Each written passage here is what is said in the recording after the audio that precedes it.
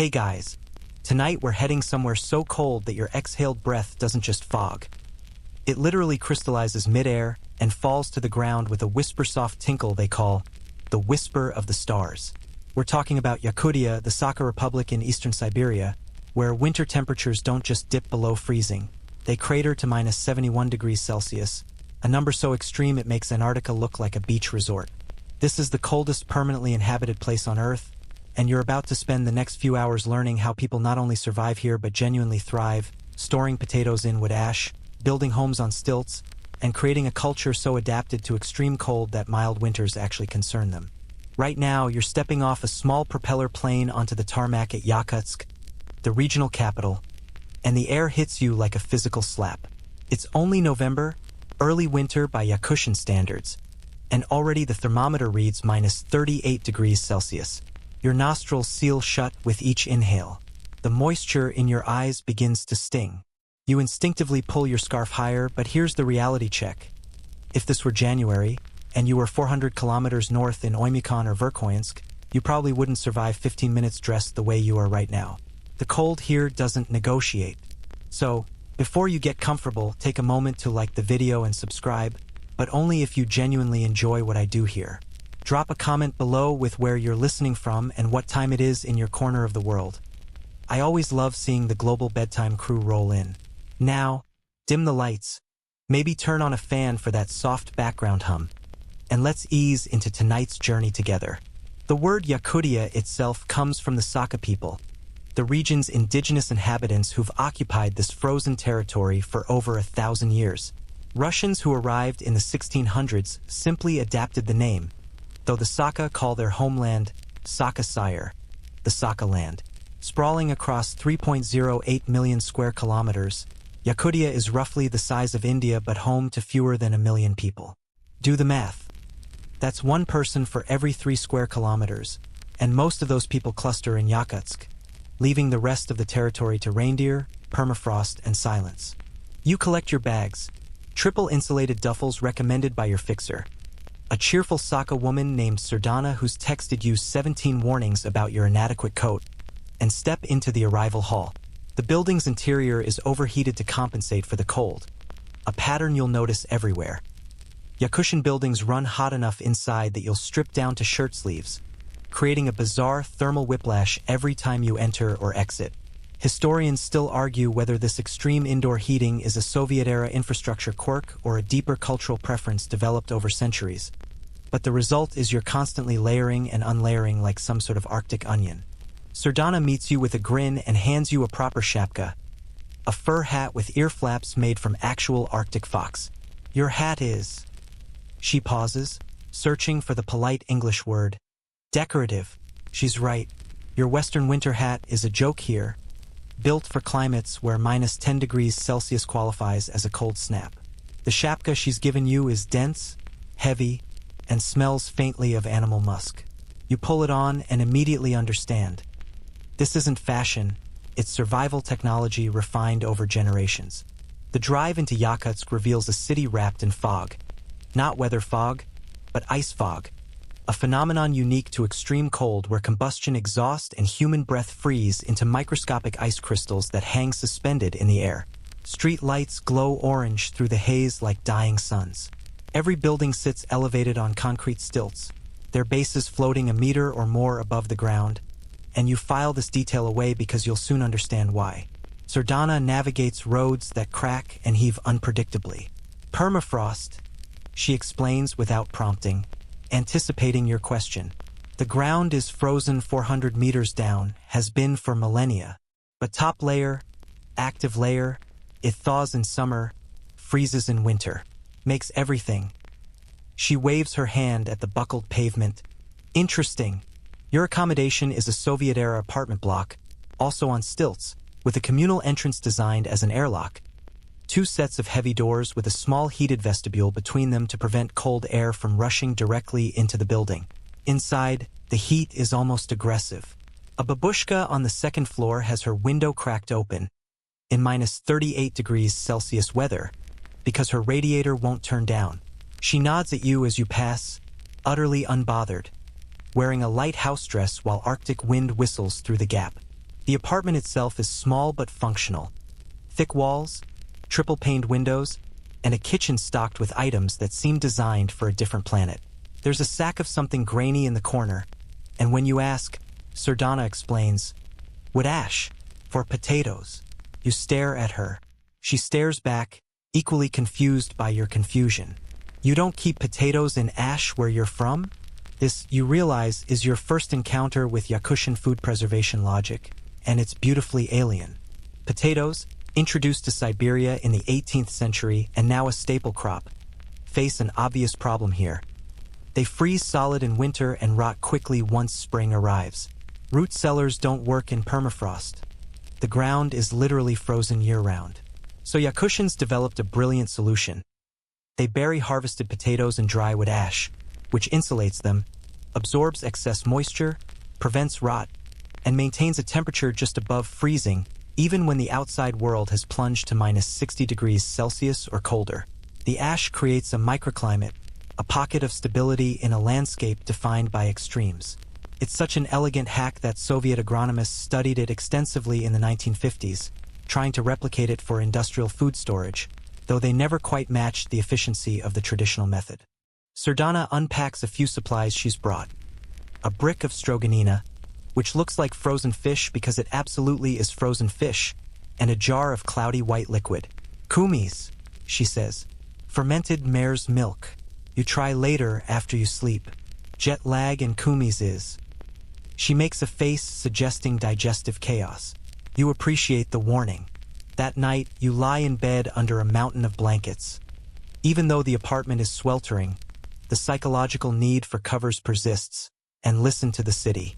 Yakutsk is surprisingly loud for a place so cold. Car engines idle constantly. Turning off a vehicle in winter means it may never start again, so people just leave them running. The sound creates a perpetual low rumble, a mechanical heartbeat underlying everything. Somewhere outside, metal contracts with sharp cracks like gunshots, another temperature phenomenon you'll grow accustomed to. You think about the potatoes and ash downstairs, about ice fog and stilted buildings and fur hats that smell like survival.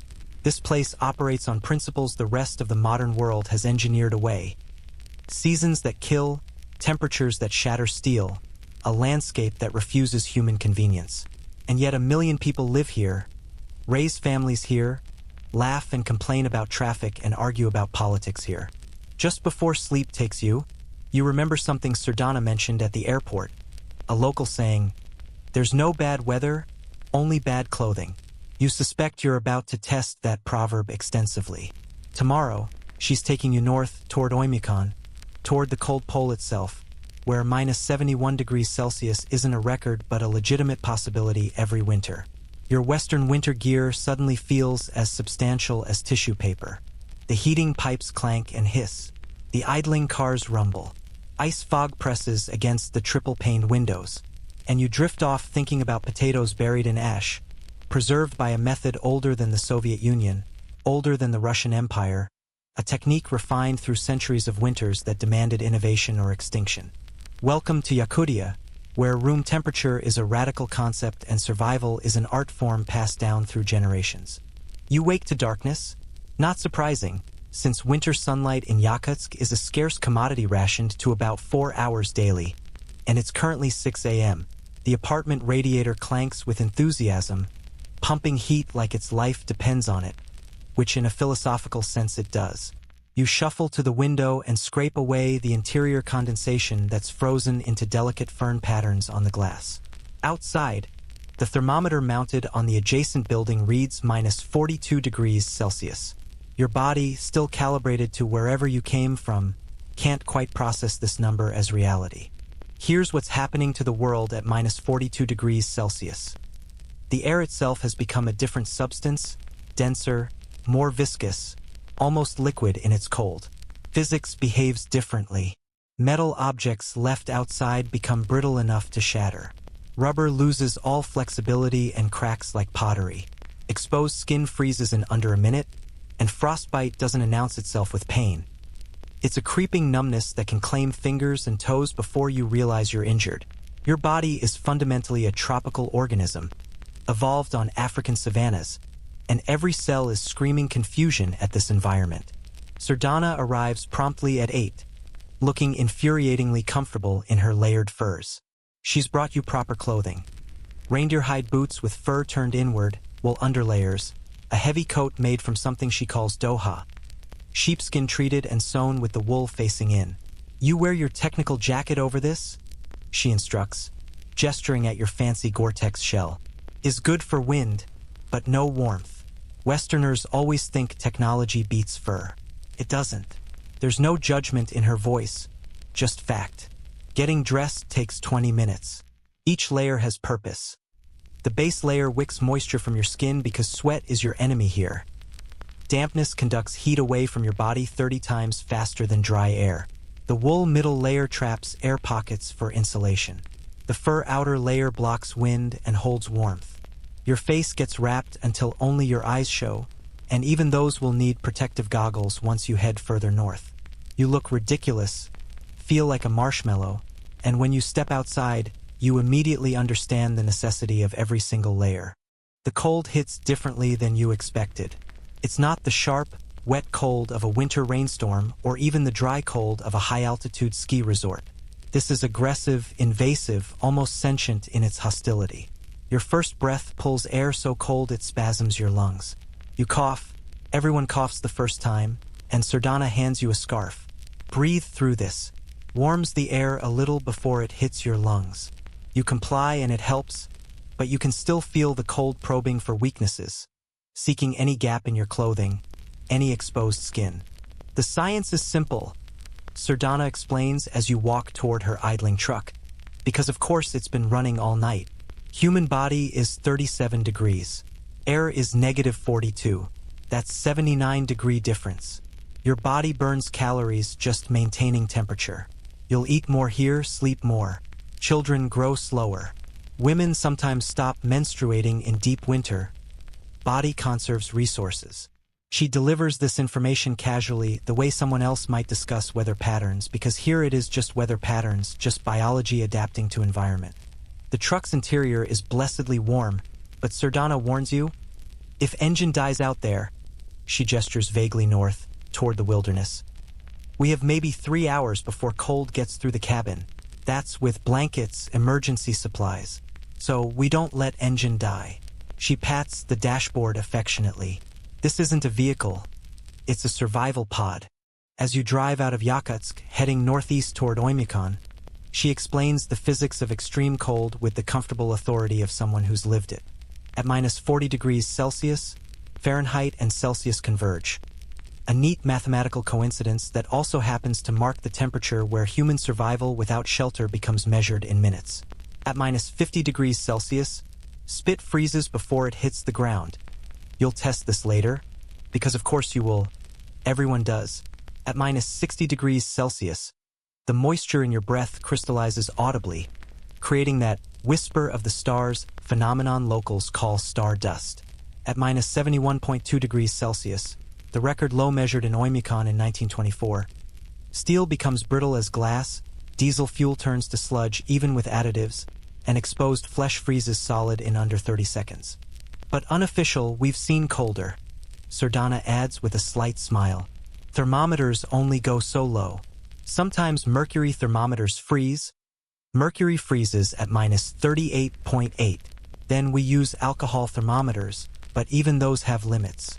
Old-timers say there were winters in the 1800s when vodka froze solid in the bottle. Vodka freezes at -27 if it's weak, but good vodka, 40% alcohol, that's -34. Stronger vodka, even colder. She glances at you. If vodka froze in your house, you knew it was very, very bad. The landscape outside is monochromatic. White snow, dark forests of skeletal larch trees, gray sky. Everything looks dead, but Sardana corrects this impression. Trees are dormant, not dead. Larch trees drop needles in winter, only conifer that does this. Adaptation reduces water loss, prevents ice damage to branches. In spring, they come back. Forests here survived ice ages. They know cold better than we do. You pass a herd of small, shaggy horses standing in an open field, seemingly unbothered by the temperature. Yakutian horses, Sardana explains, another biological miracle. They grow winter coats so thick you can't even see their eyes properly. Metabolism slows, they enter partial torpor. Not hibernation, but close.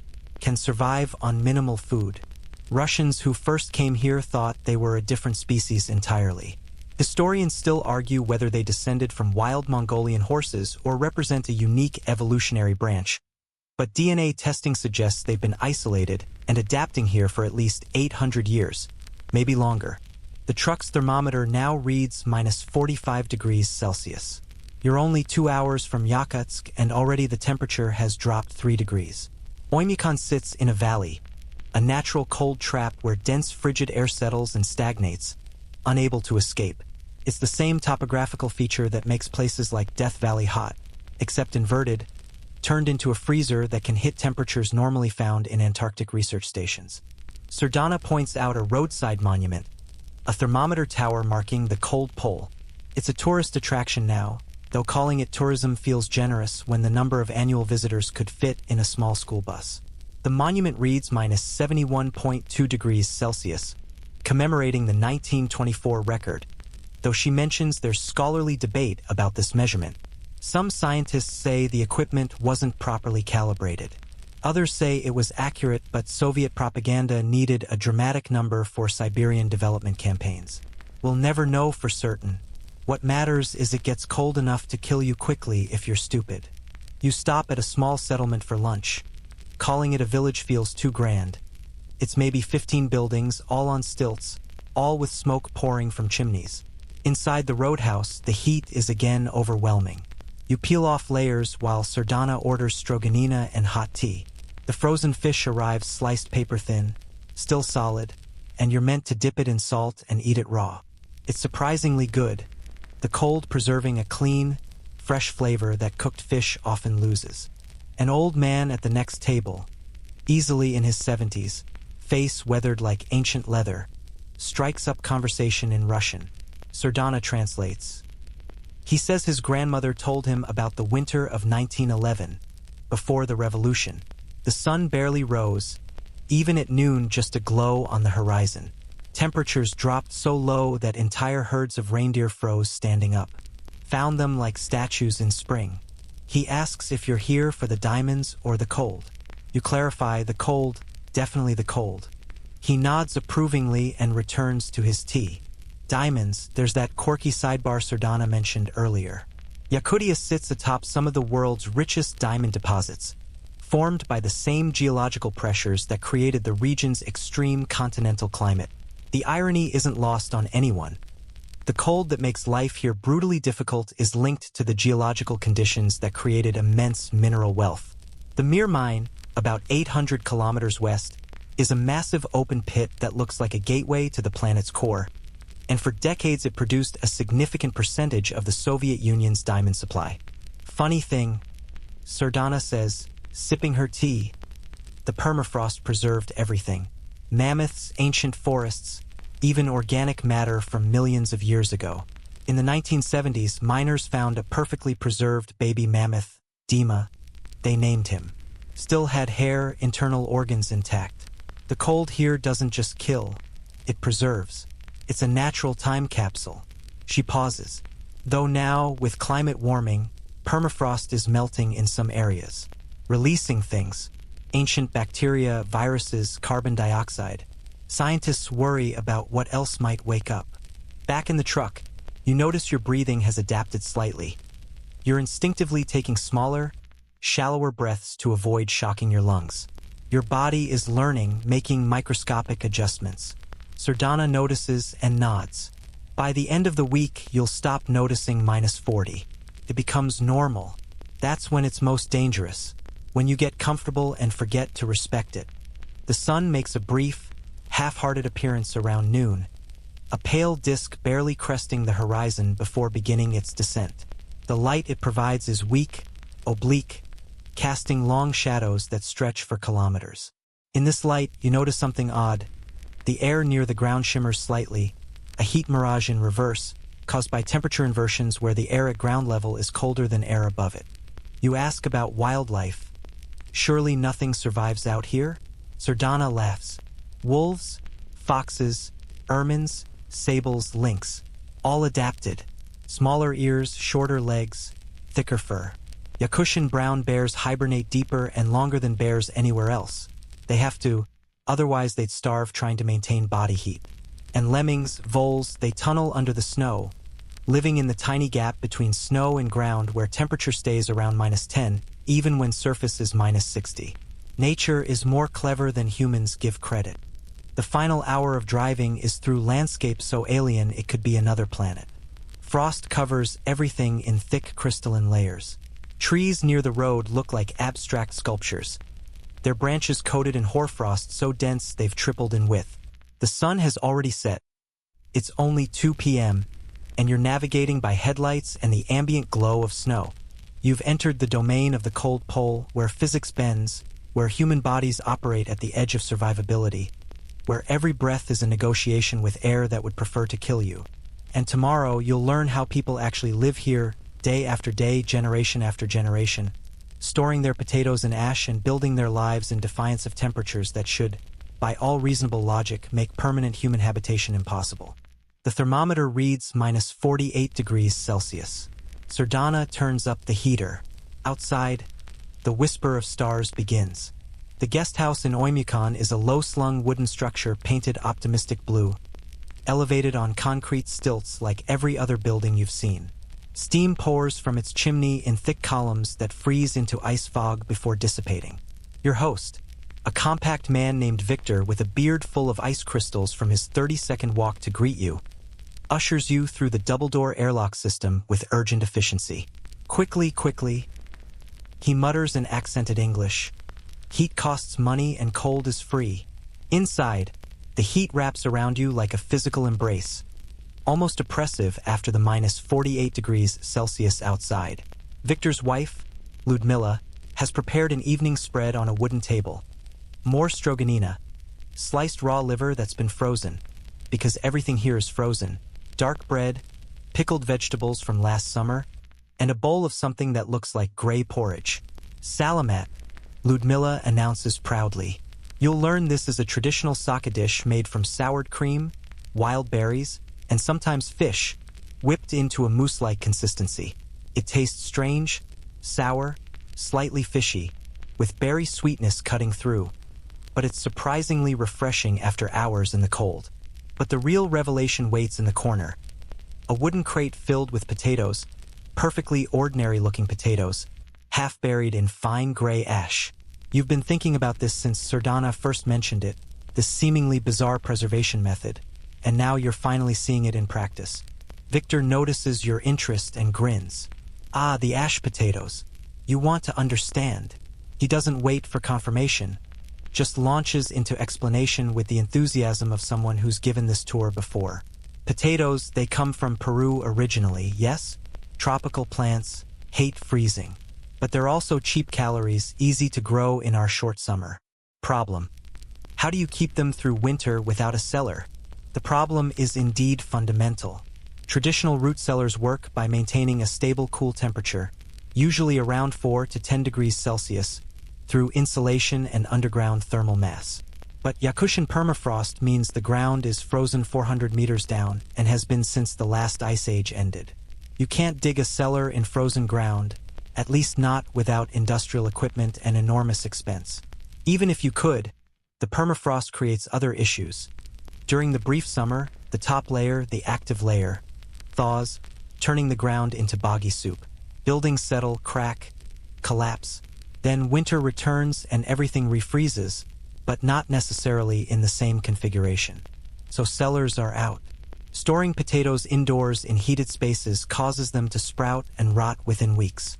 Storing them outside means they freeze into rocks, their cellular structure destroyed by ice crystals, turning them into mushy, inedible slop when thawed. The solution that evolved over generations is beautifully simple: wood ash. Victor reaches into the crate and pulls out a potato, shaking off the clinging ash. Ash does many things. First, insulation traps air, slows heat transfer. Second, it absorbs moisture. Potatoes release water as they breathe. In normal storage, this moisture creates humidity, which breeds fungus and bacteria. Ash absorbs it, keeps everything dry. Third, ash is alkaline. Raises pH, makes environment hostile to rot organisms. He taps the potato against the table. Also, wood ash contains potassium, phosphorus, calcium, minerals. Some people say it actually preserves nutrients in the potato better than cold storage alone, though I don't know if scientists have proven this. He's right to be cautious. Historians still argue whether the ash preservation method predates Russian contact or emerged as a hybrid technique combining indigenous storage methods with introduced crops. The Saka people traditionally relied more on meat and dairy, their horse and cattle culture providing protein and fats. Potatoes arrived with Russian expansion in the 18th and 19th centuries, but the ash technique feels older, perhaps adapted from methods used to preserve other root vegetables or borrowed from indigenous peoples further south. Ludmilla demonstrates the layering process. A thin base of ash, then potatoes arranged so they don't touch, then more ash to fill gaps, then another layer of potatoes. The ash comes from their wood stove, carefully collected after each burning, sifted to remove large chunks of charcoal. "We burn larch mostly," she explains through Victor's translation. "Larch ash is best, fine texture, good minerals. Birch ash also works. Never use pine. Too much resin. Makes sticky mess." The crate sits in an unheated storage room, essentially an insulated box attached to the main house but not connected to the heating system. Here, the temperature hovers around -5 to -10 degrees Celsius, even when outside temps plunge to -60 degrees Celsius. The ash keeps the potatoes from freezing solid while the surrounding cold prevents them from sprouting or rotting. It's a Goldilocks zone maintained not by thermostats and electricity, but by wood ash and physics. You pick up a potato brushing off the ash. It's firm, shows no signs of sprouting, and when Victor slices it open, the flesh is crisp and white. "These are from September harvest," he says. "Will last until May, maybe June. By then, new potatoes are almost ready." He grins. "Of course, by May we're sick of potatoes, but they keep us alive, so we don't complain too much." The ash storage principle extends beyond potatoes. Sardana mentioned that some families use similar methods for carrots, beets, and turnips, any root vegetable hardy enough to survive the journey. But the technique requires knowledge passed through demonstration, not written instruction. Get the ash layer too thick and you waste ash. Too thin and the potatoes freeze. Pack them too tightly and rot spreads when one goes bad. Too loose and you need enormous storage space. Moisture balance matters. Too dry and the potatoes desiccate. Too wet and the ash turns into muddy paste that loses its insulating properties. Victor leads you to his outdoor freezer, which is to say, a wooden box on the north side of the building where sunlight never reaches. Inside fish. Hundreds of fish, stacked like cordwood, frozen into rigid boards. These are omul caught through ice in November. Natural freezer, they'll stay good until spring. No electricity needed, no refrigeration costs. Cold does the work. He selects one, brings it inside, and within 30 minutes Ludmilla has prepared more stroganina, slicing the still frozen fish into translucent curls that melt on your tongue. This is the paradox of Yakutian food preservation. The very cold that makes life difficult also provides free, reliable food storage. Before industrial refrigeration, the rest of the world struggled with spoilage, developing techniques like smoking, salting, pickling, and canning. Yakutians just let winter handle it. Meat frozen at -50 degrees Celsius experiences minimal cellular damage and can remain edible for months or even years. Soviet researchers in the 1960s discovered that fish frozen rapidly at extreme temperatures retained better texture and nutrition than fish frozen slowly in conventional freezers. There's a quirky detail Victor shares while you're eating.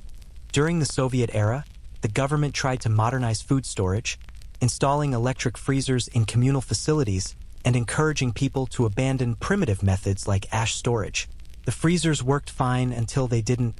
Power outages, mechanical failures, parts shortages. Meanwhile, the ash-stored potatoes kept performing flawlessly, requiring zero electricity and minimal maintenance. By the 1980s, Most families had quietly returned to traditional methods while keeping the electric freezers as backups or expensive storage boxes. But the ash technique isn't universal. In Yakutsk, where infrastructure is more developed and apartments have actual kitchens with modern amenities, many people buy potatoes from state stores and keep them in temperature-controlled storage rooms in their apartment buildings. The ash method persists mainly in rural areas, smaller settlements, and among families who maintain traditional practices partly from necessity and partly from cultural pride. Ludmila brings out another traditional preserved food, kerchek, which is essentially frozen blood mixed with wild herbs and berries, stored in a cleaned animal stomach. It looks deeply unappetizing, dark, lumpy, visceral, but Victor insists you try it. Very nutritious. Hunters used to live on this for weeks. Iron, protein, vitamins. You take a small bite.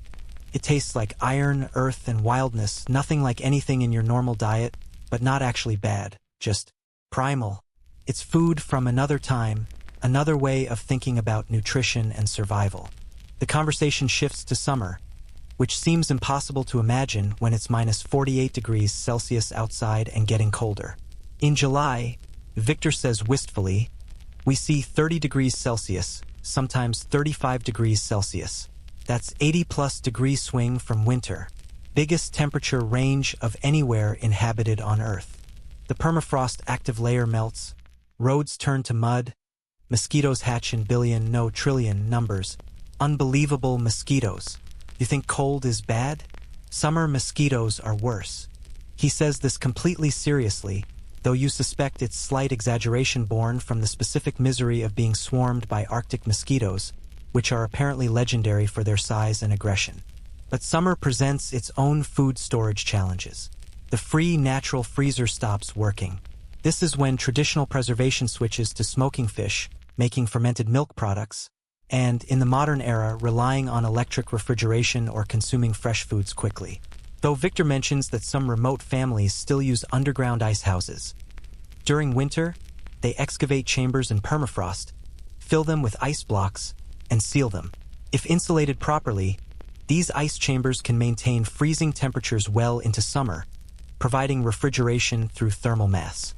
You ask about vegetables beyond potatoes, what grows here? Ludmila laughs. Our growing season is maybe 90 days, sometimes less. We grow potatoes, carrots, beets, cabbage, some onions. Very fast-growing varieties only.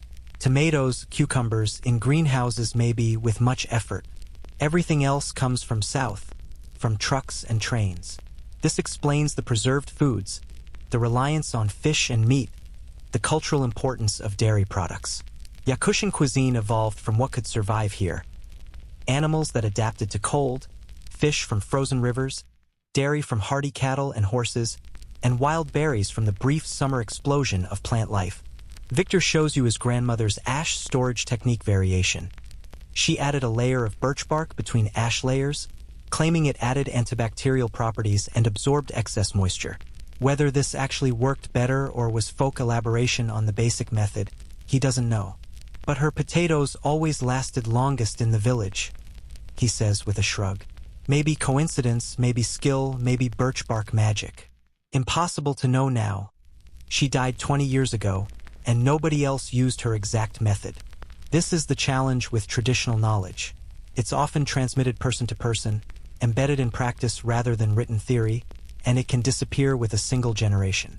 Soviet collectivization in the 1930s disrupted many traditional practices, forcing nomadic peoples into settled agriculture and replacing indigenous knowledge with centralized planning.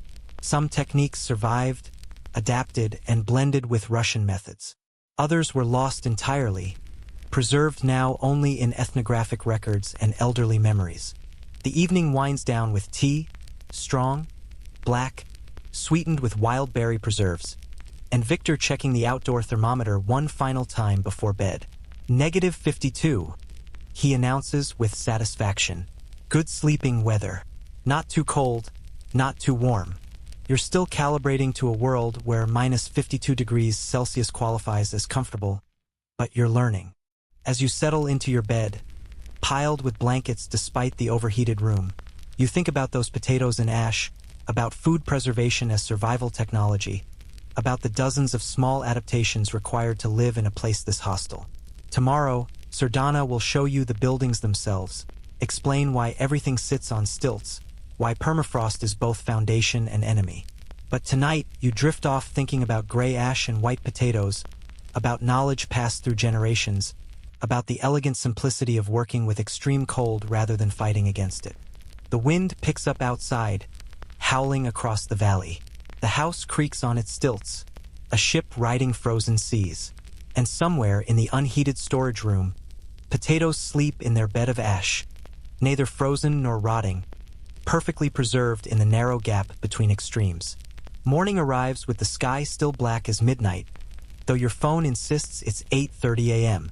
You shuffle to the window and scrape away frost to reveal Victor already outside, inspecting the underside of his house with a flashlight, his breath creating momentary clouds of ice fog that sparkle in the beam.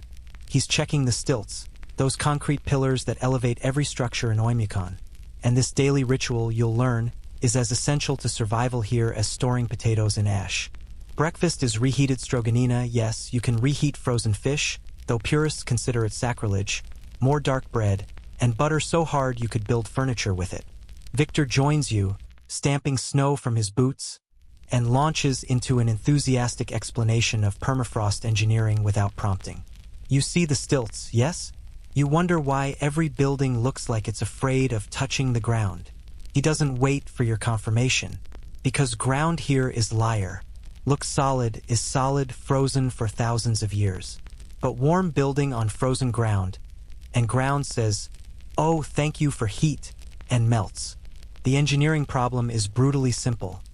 Permafrost is stable only while frozen. Any structure built directly on it transfers heat through its foundation. This heat melts the uppermost permafrost layer, creating a pocket of mud and water. The building settles into this pocket unevenly, cracking foundations, buckling walls, and eventually collapsing entirely. Soviet engineers learned this the hard way in the 1950s and 60s when they attempted to build standard European-style buildings in Siberia, confident that proper insulation would prevent heat transfer. They were wrong. Photographs from that era show apartment blocks tilted at alarming angles, their ground floors half sunken into mud, doors that won't close, windows shattered from structural stress. The solution, learned from indigenous peoples who'd been building elevated structures for centuries, is to break thermal contact between building and ground. The stilts, typically concrete or steel pilings sunk deep into permafrost, create an air gap beneath the structure. Cold air circulates freely in this gap, preventing heat transfer and keeping the permafrost frozen. Some buildings add ventilation ducts or even small fans to ensure consistent airflow. It looks precarious, these houses hovering above the earth, but it's the only reliable construction method in continuous permafrost zones. Victor takes you outside for a proper inspection. The temperature has dropped overnight to minus 54 degrees Celsius, and despite your layers, the cold finds ways through. A microscopic gap between glove and sleeve becomes a burning band of frozen skin within seconds. He points to his house's stilts. 6 concrete pillars, each sunk 3 meters into permafrost, extending 1 meter above ground. Every summer I check for settling. Even small amount, 5 centimeters, can mean trouble. Ice melted somewhere, needs addressing. He taps one piling with his gloved hand. These pillars, they're in permafrost so deep it never melts. Anchored in ice that's been frozen since mammoths walked here. The mammoth reference isn't poetic exaggeration. Yakutian permafrost regularly yields perfectly preserved mammoth carcasses, some with intact hair, skin, and even stomach contents. The permafrost here dates back 50,000 years or more in places, an unbroken frozen layer that has witnessed ice ages come and go. Building on this ancient ice requires respecting its constancy. Change anything about the thermal regime and catastrophe follows. Sardana arrives mid-morning in her ever-idling truck to take you on an architectural tour of Oymyakon's downtown, a generous term for the cluster of maybe 40 buildings serving a population of around 500 people. First stop, the school, a long rectangular building painted cheerful yellow, elevated on what looks like dozens of stilts. School stays open until minus 52, Sardana explains. Colder than that, children stay home. Too dangerous for small ones to walk. You're currently at minus 54 degrees Celsius, which explains why the school parking lot is empty except for one idling van, presumably the principal's vehicle. The school's foundation system is more sophisticated than Victor's house. Each piling has a thermal insulation collar at ground level to prevent any heat conducted through the concrete from reaching the permafrost. Additionally, the crawl space beneath the school is deeper, nearly 2 meters, allowing better air circulation. Sardana points out ventilation grates along the building's perimeter. In extreme cold, passive airflow sometimes isn't enough. These grates can be opened or closed to regulate temperature under building. Too warm, permafrost melts. Too cold, pipes freeze. Everything is balance. Pipes, right? You hadn't considered this obvious problem. Water and sewage lines can't be buried underground in permafrost. Instead, Oymyakon uses above-ground insulated pipes, called utilidors, running between buildings like industrial arteries. These enclosed conduits carry water supply, sewage, and sometimes heating pipes, all wrapped in thick insulation and often heated with electric trace cables to prevent freezing. The system is expensive to maintain and vulnerable to failure, but it's the only option when the ground is frozen solid year-round. In Soviet times, Sardana says, gesturing at the utilidor network, government maintained all this. Regular inspections, repairs, replacements. Now, local government has less money. Pipes freeze more often. Breaks take longer to fix. Some winters, parts of town lose water for weeks. She states this matter-of-factly, without complaint. It's just reality, another adaptation required by the environment. You pass a building that's clearly abandoned, tilting at a 15-degree angle, its windows broken, one corner visibly sunk into the ground. Built in 1967, Sardana notes. Engineer from Moscow designed it, didn't believe locals when they explained stilts. He insisted proper insulation was enough, got permission to build test structure directly on permafrost. Took 3 years to fail completely. Now we keep it as reminder, sometimes called monument to hubris, though not officially. There's satisfaction in her voice, the vindication of local knowledge over outside expertise. The same hubris appeared throughout Soviet Siberian development. Historians still argue whether the engineering failures stemmed from ideological blindness, a refusal to accept that socialism couldn't conquer nature through willpower and technology, or from simpler bureaucratic incompetence where Moscow-based engineers made decisions without understanding local conditions. Regardless of cause, the Siberian landscape is littered with failed projects. Cracked dams, collapsed buildings, roads that buckle and heave, pipelines that ruptured. The permafrost is patient, unforgiving, and ultimately victorious over carelessness. But not all Soviet engineering failed. Sardana drives you to the community center, a sprawling single-story structure that's managed to remain level since its 1974 construction. Here, the foundation uses thermosiphons, passive heat transfer devices that actively cool the permafrost. Each thermosiphon is essentially a closed pipe filled with ammonia or carbon dioxide. During winter, cold air cools the top portion of the pipe, causing the gas to condense and sink, pulling heat from the ground. During summer, the warmer ground temperature keeps the gas in vapor form, and the system shuts down naturally. No electricity required, no moving parts, just physics keeping the permafrost frozen year-round. This technology came from Canadian engineers working in Alaska, Sardana explains, shared with Soviets in rare moment of Cold War scientific cooperation. Now used everywhere in permafrost zones. Very reliable, but expensive to install. You can see dozens of thermosiphons protruding from the ground around the building's perimeter, looking like silver chimneys poking upward. They've kept this building stable for 50 years. The tour continues to residential areas, where you notice variation in construction quality. Newer homes, built in the post-Soviet era, often incorporate modern insulation materials and sophisticated foundation systems. Older structures look more precarious, their stilts hand-poured concrete showing cracks, their wooden frames weathered gray. Maintenance is constant battle, Sardana says. Wood rots even in cold, slower than in warm climates, but still happens. Concrete cracks from freeze-thaw cycles. Metal corrodes from moisture. Nothing lasts forever here. You fix, patch, replace, constantly. She shows you one ingenious adaptation. A house where the owner has installed adjustable jacks on each stilt, allowing manual releveling if the building settles. Owner is engineer from Yakutsk, retired here. Every spring he checks level, makes tiny adjustments. His house is most perfectly level building in Oymyakon. There's mild amusement in her tone. The idea that someone would spend retirement obsessively leveling their house is apparently peak engineer behavior. You ask about the future, about climate change. Sardana's expression darkens slightly. Permafrost is warming. Not everywhere, not dramatically yet, but measurements show increase. Active layer, the part that melts in summer, is getting thicker. Some areas, ground that stayed frozen year-round, now melts in summer. Bad for buildings, very bad. Some structures in Yakutsk showing new settlement issues, cracks, problems that weren't there 10 years ago. She pauses, choosing words carefully. Our ancestors built on permafrost for centuries, but they built lighter structures, easier to move or rebuild.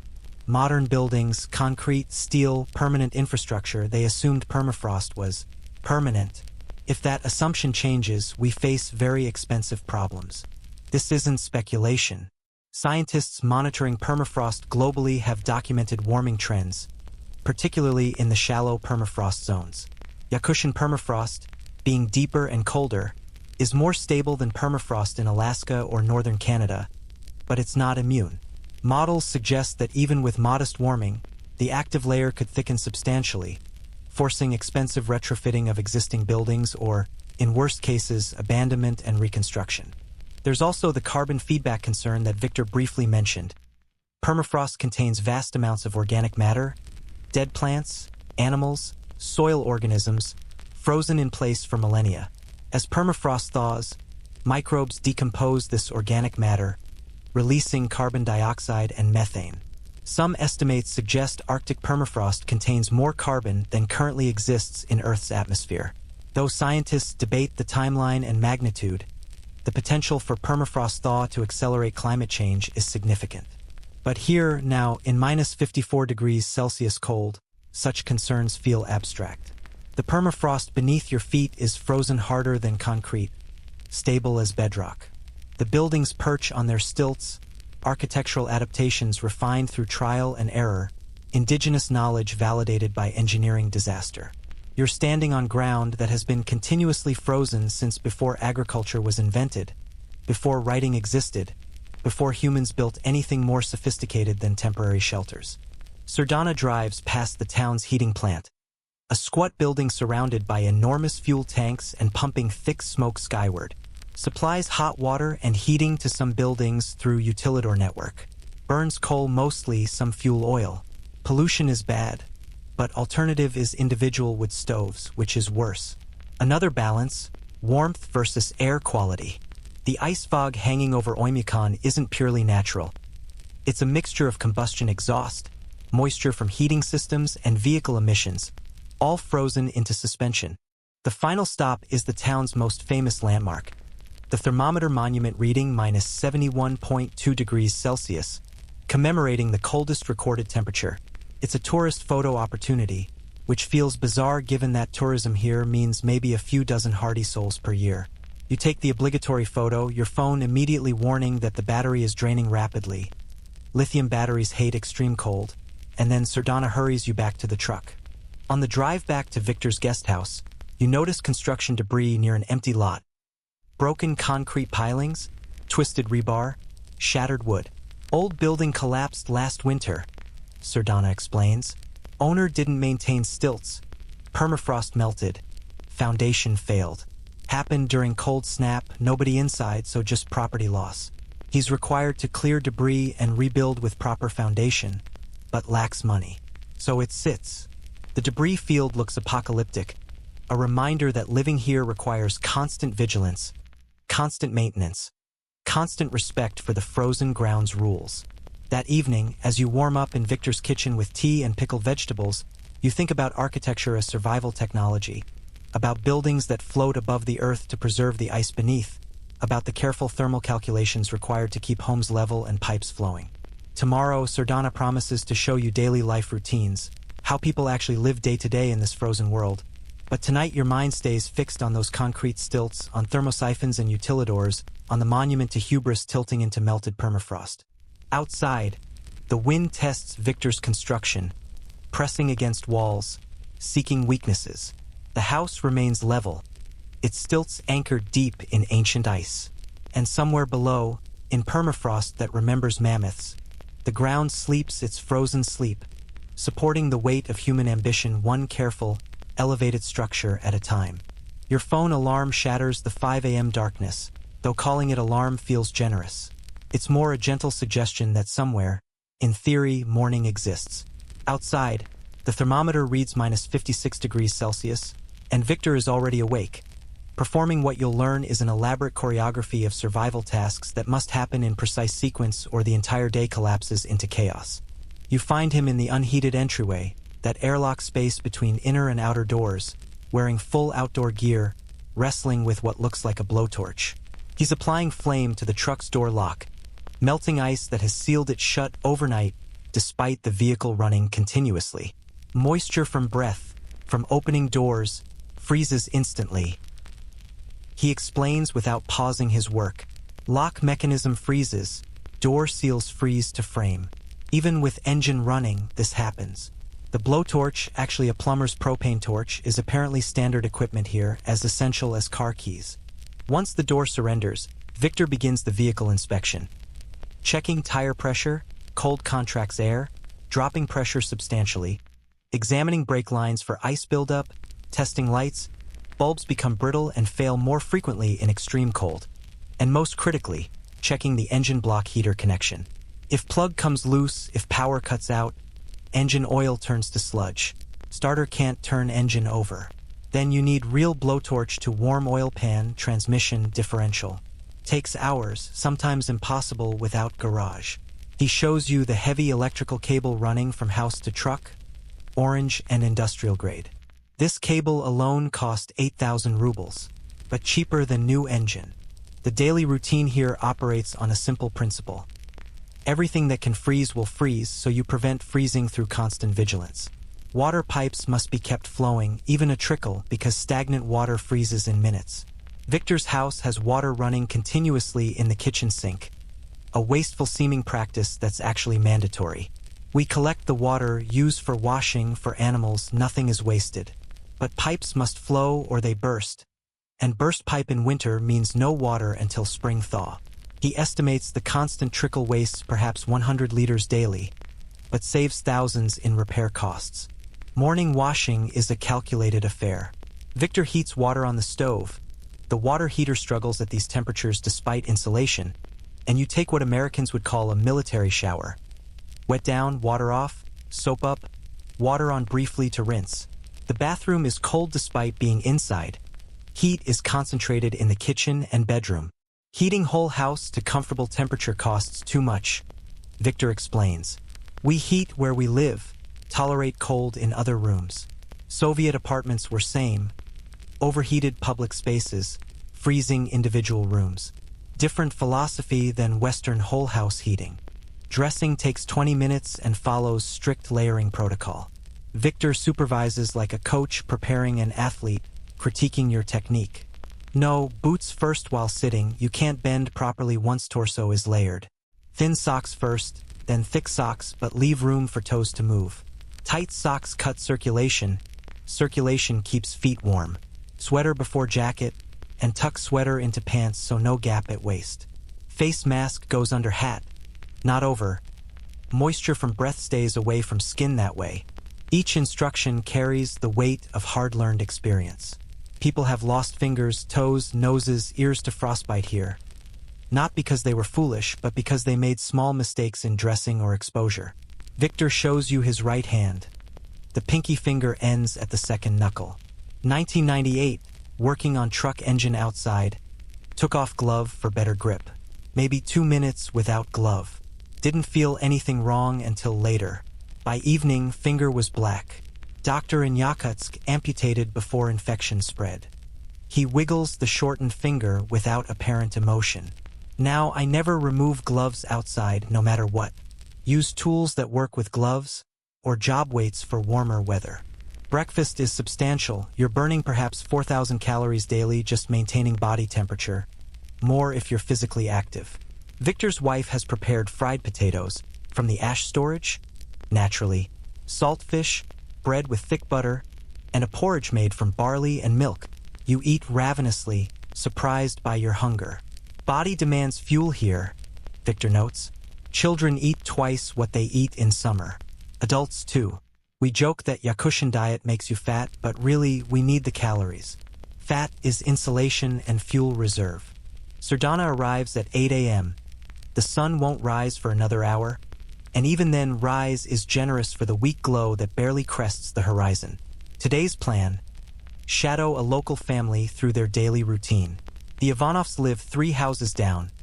Mikhail, his wife Olga, and their 3 children aged 6, 9, and 12. Their house is nearly identical to Victor's. Elevated stilts, double-door airlock, concentrated heating, but organized chaos reigns where Victor maintains monastic order. The children are preparing for school. Outdoor temperature is minus 55 degrees Celsius, which is above the minus 52 degrees Celsius closure threshold. So school is on. But getting 3 children properly dressed and ready requires military-grade logistics. Olga orchestrates the operation with practiced efficiency. Youngest child dressed first because she takes longest and complains most. Oldest child last because he's, theoretically, most self-sufficient. Each child has a checklist posted on the wall. Base layer will layer, outer layer, boots, hat, face mask, goggles, gloves. Missing any item means potential frostbite during the 15-minute walk to school. The 6-year-old lost her face mask last week. Olga confesses while yanking a sweater over the protesting child's head. Took it off during recess. Too hot, she said, and forgot where she put it. We found out at pickup time. Teacher loaned temporary mask, but I had to sew new one that night. Can't send child to school without proper face protection. School would send her home, rightfully. The face masks are homemade, crafted from wool felt with a built-in breathing chamber that pre-warms air before it hits the lungs. Some families use commercial masks, but Olga prefers making her own. I know the stitching is solid. I know the fit is right. I know my children. Store masks are one size fits all, which means they fit nobody well.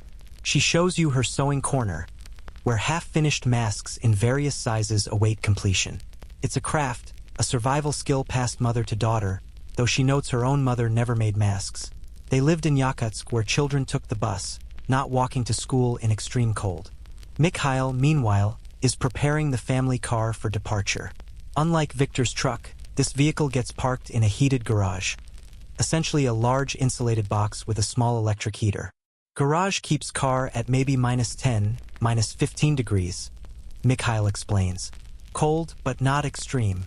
Engine starts easier, less battery stress, less fuel consumption for warming up.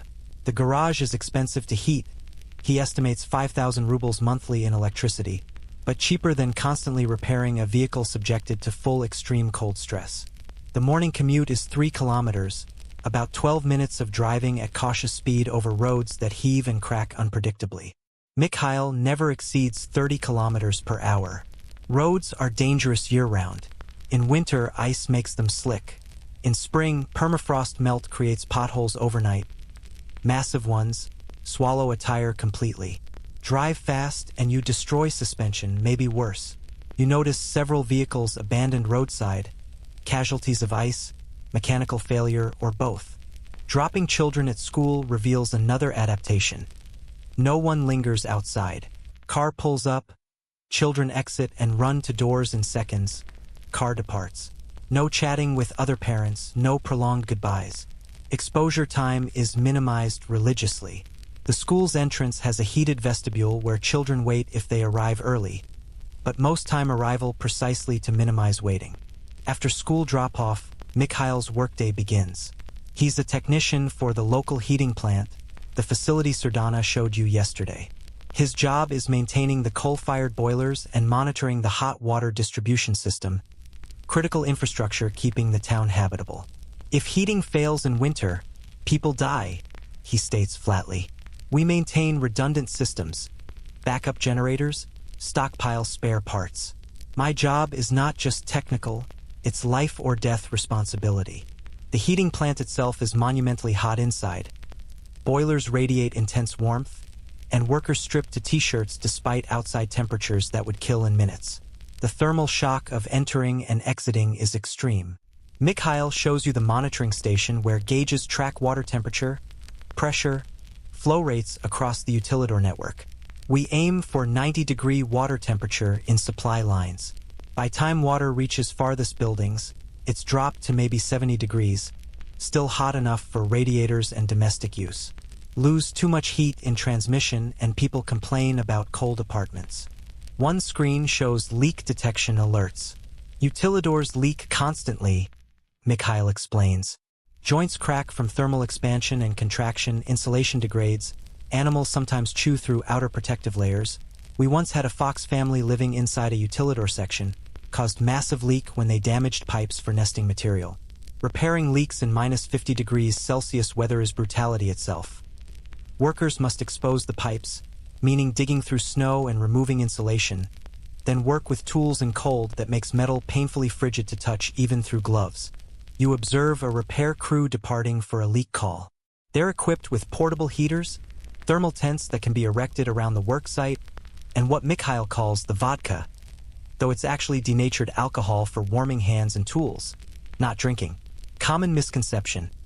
Vodka doesn't keep you warm, Mikhail notes. Alcohol dilates blood vessels, makes you feel warm while actually increasing heat loss. Dangerous.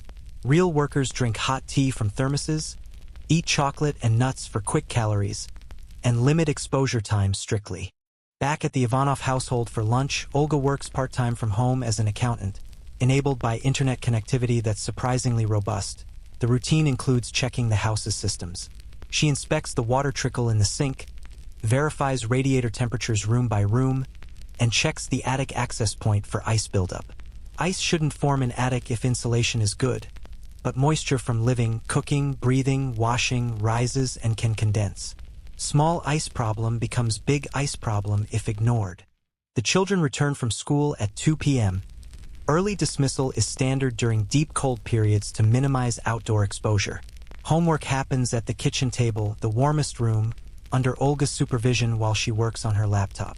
The television plays quietly in the background, a Russian news channel discussing Moscow politics that feel utterly disconnected from life here. We watch for weather updates mostly, Olga admits. Sometimes there are supply issues in winter. Trucks can't get through, flights cancel. So we monitor news for warnings to stockpile food. Dinner preparation begins at 4 p.m. before full darkness settles. Tonight, more potatoes, roasted this time, with butter and dill, pickled cabbage, smoked fish, and a soup made from dried mushrooms collected last summer. The mushrooms, Olga explains, were harvested during the brief August abundance, dried in sun and stored in cloth bags. Mushrooms don't grow here, climate too harsh, but they grow 200 kilometers south in slightly warmer forest zones. We drive there in summer, collect mushrooms, berries, anything fresh, stockpile for winter. It's a vestige of gathering culture, even in this modern context. Evening brings vehicle maintenance again. Mikhail checks his car's block heater, adds fuel stabilizer to the tank, and tests the battery voltage. Batteries die quickly in cold. I replace battery every 2 years whether it needs it or not. Cheaper than getting stranded. He also rotates tire positions monthly because cold causes uneven wear and keeps a survival kit in the trunk. Sleeping bag rated to minus 40 degrees Celsius. Candles. Burning candle can raise car interior temperature significantly. Dried food, waterproof matches, emergency radio, and a bright orange tarp for signaling rescuers. Bedtime for children is 8 p.m., strict and non-negotiable. They need more sleep in winter, Olga explains. Bodies work harder, need more recovery time. We all sleep longer. Maybe 9, 10 hours per night in deep winter versus 6 or 7 in summer. This isn't laziness, but biological necessity. Studies of circumpolar populations show seasonal sleep variation, with winter sleep duration increasing naturally in response to darkness and cold stress. As you prepare to leave, Mikhail walks you through his emergency protocols. If power fails, he has a diesel generator that can run critical systems for 3 days. If heating fails, the family retreats to one room, seals it with blankets, and burns wood in a small emergency stove. If trapped by weather, they have food stockpiled for 2 weeks minimum. "We don't panic here," he says. "Panic kills faster than cold. We plan, we prepare, we respect the environment's power." Back at Victor's, you collapse into bed exhausted despite doing relatively little physically.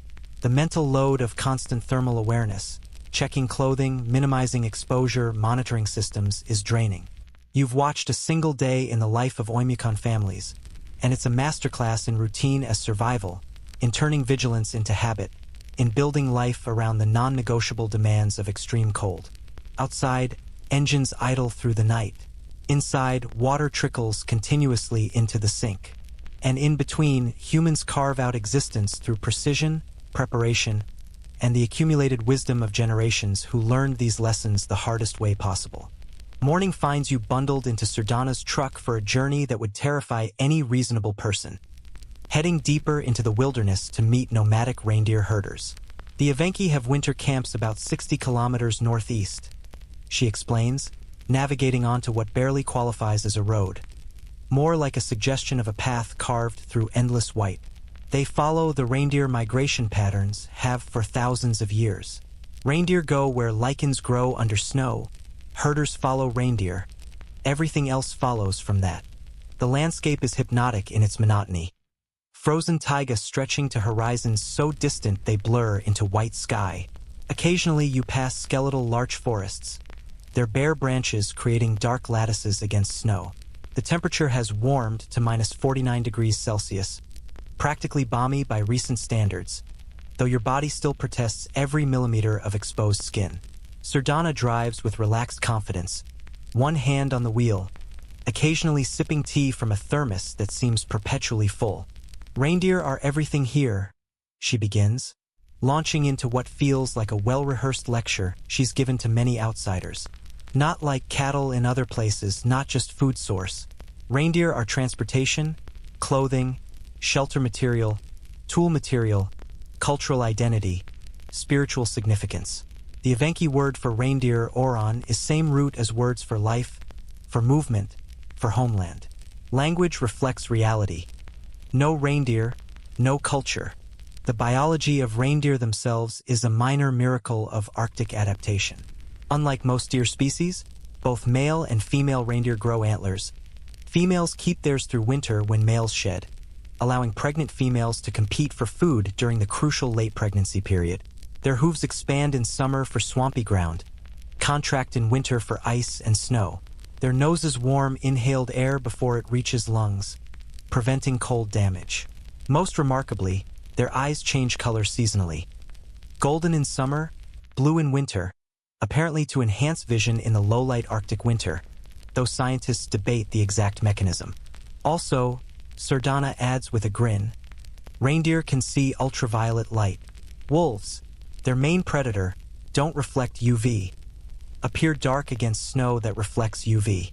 So reindeer have predator detection advantage. Nature is clever. This is one of those delightful quirky facts that sounds implausible but is actually well documented. Reindeer vision extends into UV spectrum, an adaptation likely related to their need to spot lichens under snow, which also absorb UV light differently than surrounding snow. After 90 minutes of driving, slow going in these conditions, you spot the camp. 6 conical tents called chum, arranged in a loose circle with smoke rising from their central peaks. Around the camp, a herd of perhaps 200 reindeer mills in constant motion, their breath creating a collective fog bank. Dogs bark announcement of your arrival, and figures emerge from the tents, bundled in furs so completely you can barely distinguish human forms. The camp elder, a man named Anatoly whose face is weathered into deep creases that speak of 7 decades in this climate, greets Sardana warmly. They're clearly acquainted and eyes you with polite curiosity. Sardana explains your presence in rapid Evenki, and Anatoly nods, gesturing you toward the largest tent. You duck through the low entrance and enter what can only be described as a different world. Inside the chum, warmth hits you immediately. A central fire burns in a metal stove, smoke rising through the open peak. The tent interior is perhaps 5 meters in diameter, its walls lined with reindeer hides providing insulation. Wooden pallets create a raised floor, keeping occupants off the frozen ground. More reindeer hides serve as bedding, seating, even wallpaper. The aesthetic is entirely functional, nothing decorative, everything serving multiple purposes. Yet there's beauty in the arrangement, a geometric efficiency refined over centuries. Anatoly's extended family shares this tent. His wife Kira, their adult son Dmitry with his wife and 2 small children, and Anatoly's elderly mother who sits nearest the fire, working on what appears to be beadwork despite the dim light. 3 generations, 8 people, coexisting in this mobile shelter that can be dismantled and moved in under 2 hours. Tea is prepared immediately. Hospitality is non-negotiable here. Using snow melted in a pot over the fire, then steeped with dark leaves and sweetened heavily. The tea is served in small bowls without handles, and you wrap both hands around the vessel, grateful for the warmth. Kira produces food. Dried reindeer meat, frozen fish, stroganina even here, and a bowl of what looks like fat. Reindeer fat, Sardana confirms. Very important. High calories, keeps body warm. Try it. You do. It's surprisingly mild, almost buttery, nothing like the mutton fat you've encountered elsewhere. Through Sardana's translation, Anatoly explains the seasonal cycle. In summer, we move north to the tundra where mosquitoes are terrible but grazing is good. Reindeer fatten on fresh grass, lichens, willows. We follow maybe 100 kilometers north, moving every few days as herd exhausts local grazing. In fall, we migrate south again, ahead of the worst cold. Winter camps here in sheltered valleys where wind is less, where we can access supplies from settlements. Spring, we move to calving grounds, traditional places we've used for generations. Then summer cycle begins again. This nomadic pattern has persisted for millennia, though modern pressures complicate it. Soviet collectivization in the 1930s forced many nomadic peoples into permanent settlements, destroying traditional migration routes and knowledge systems. Some communities never recovered. Others, like Anatoly's group, maintained semi-nomadic practices within the collective farm system, and when the Soviet Union collapsed, they gradually returned to more traditional patterns, though now they navigate both ancient knowledge and modern bureaucracy. Grazing permits, veterinary inspections, hunting regulations. The reindeer themselves are semi-domesticated, not wild, but not quite tame in the livestock sense. They're trained to follow herders, to accept milking, to tolerate being harnessed for pulling sleds, but they're not penned or fenced. They stay with us because we provide salt, Anatoly explains. Reindeer crave salt desperately. Natural diet is low in sodium. We give salt regularly, they associate us with salt, they stay close. Also, we protect from wolves. Reindeer know this. Mutual benefit. The relationship is ancient and complex. Historians still argue about when reindeer domestication began. Estimates range from 2,000 to 7,000 years ago, and whether it represents true domestication or a unique middle ground. Genetic studies suggest reindeer have experienced less selective breeding pressure than cattle or sheep, retaining more wild characteristics. They're not pets, not quite livestock, but something in between, partners in survival. Dmitry takes you outside to see the herd up close. The reindeer are smaller than you expected, standing maybe 1.2 meters at the shoulder, with thick winter coats that make them appear almost spherical. They watch you with dark, intelligent eyes, stamping feet occasionally, their antlers, some massive, some mere nubs on the yearlings, creating a forest of bone points against the white landscape. Several approach Dmitry directly, and he produces salt from a pouch, allowing them to lick his gloved hand. This one is Mishka, good sled reindeer. That one is Sasha, stubborn but strong. This female is Natasha, good milker. He names them casually, the way farmers elsewhere name cows. Reindeer milk is another revelation you hadn't anticipated. Kira demonstrates the milking process. approaching a calm female and extracting perhaps a liter of milk into a wooden container. The milk is rich, much higher in fat than cow's milk, around 22% milk fat compared to 4% for cattle, making it incredibly nutritious but also difficult to digest in large quantities for people unaccustomed to it. We drink fresh, we make cheese, we make butter, Kira explains through Sardana. In summer, when reindeer produce more milk, we preserve excess by freezing. Frozen milk lasts all winter. There's also sutuk, a fermented reindeer milk product similar to yogurt, which Kira produces from a leather bag hanging inside the tent. It tastes sour, funky, slightly alcoholic. Live cultures working their magic even in the cold. Fermentation preserves milk, adds nutrients, makes it easier to digest, Sardana notes. Every circumpolar culture has fermented milk products. Lactose-intolerant populations tolerate fermented milk better. Bacteria predigest the lactose. The afternoon brings practical demonstrations.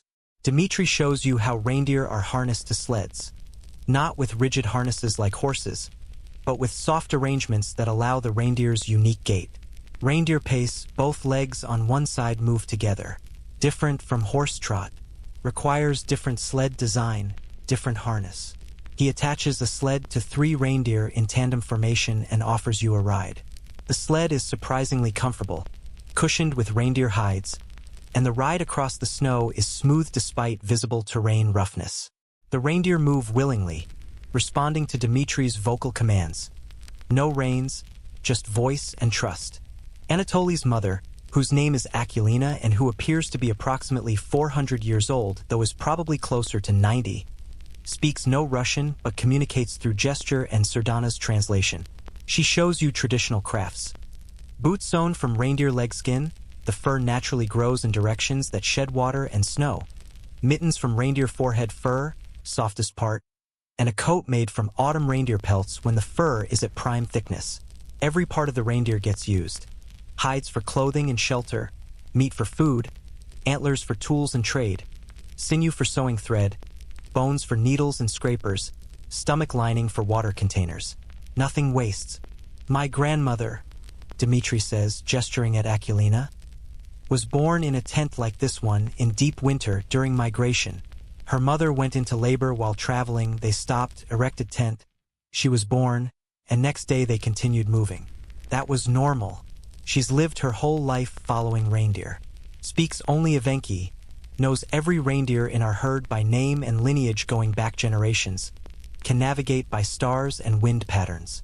She's library of knowledge that isn't written anywhere. This knowledge transmission problem haunts indigenous cultures globally. Akulina's expertise, reading weather, predicting reindeer behavior, identifying medicinal plants, navigating trackless wilderness, exists only in her memory and skills. Writing it down is difficult. Much of it is embedded in practice in pattern recognition developed over decades. Her grandchildren speak Russian and Evenki, use smartphones when they visit settlements, exist in both worlds. Some knowledge transfers, some doesn't. Evening meal is communal. Everyone in the tent shares reindeer stew made with meat, fat, wild onions preserved from summer, and chunks of frozen potato, likely acquired from settlements. Not something they produce themselves. The stew is rich, warming, substantial. Conversation flows in mixed Evenki and Russian, Sardana translating highlights. Discussion of which reindeer are ready for slaughter, whether the winter is colder than last year, consensus. About the same, concerns about wolf pack movements reported by another herding family 50 kilometers west. After dinner, Anatoly produces a drum and begins singing low, rhythmic, almost trance-like chants in Evenki. It's shamanic tradition, he explains through Sardana, songs that connect to spirits of land, reindeer, ancestors.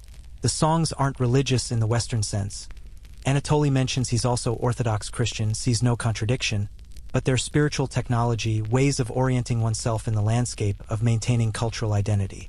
Some songs are specific to reindeer migration, others to hunting, others to healing. The children, initially shy, warm up and demonstrate surprising resilience. They play outside in -48 degrees Celsius weather without apparent discomfort, properly dressed and supervised but clearly accustomed to the cold in ways that seem superhuman to your outsider perspective. They ride tame reindeer, build structures from snow blocks, and engage in a game that seems to involve throwing snow at targets marked on a distant tree. Their laughter carries across the frozen landscape, utterly incongruous with the hostile environment. As night deepens, full darkness by 5 p.m., the camp settles into quieter rhythms. The fire is tended continuously.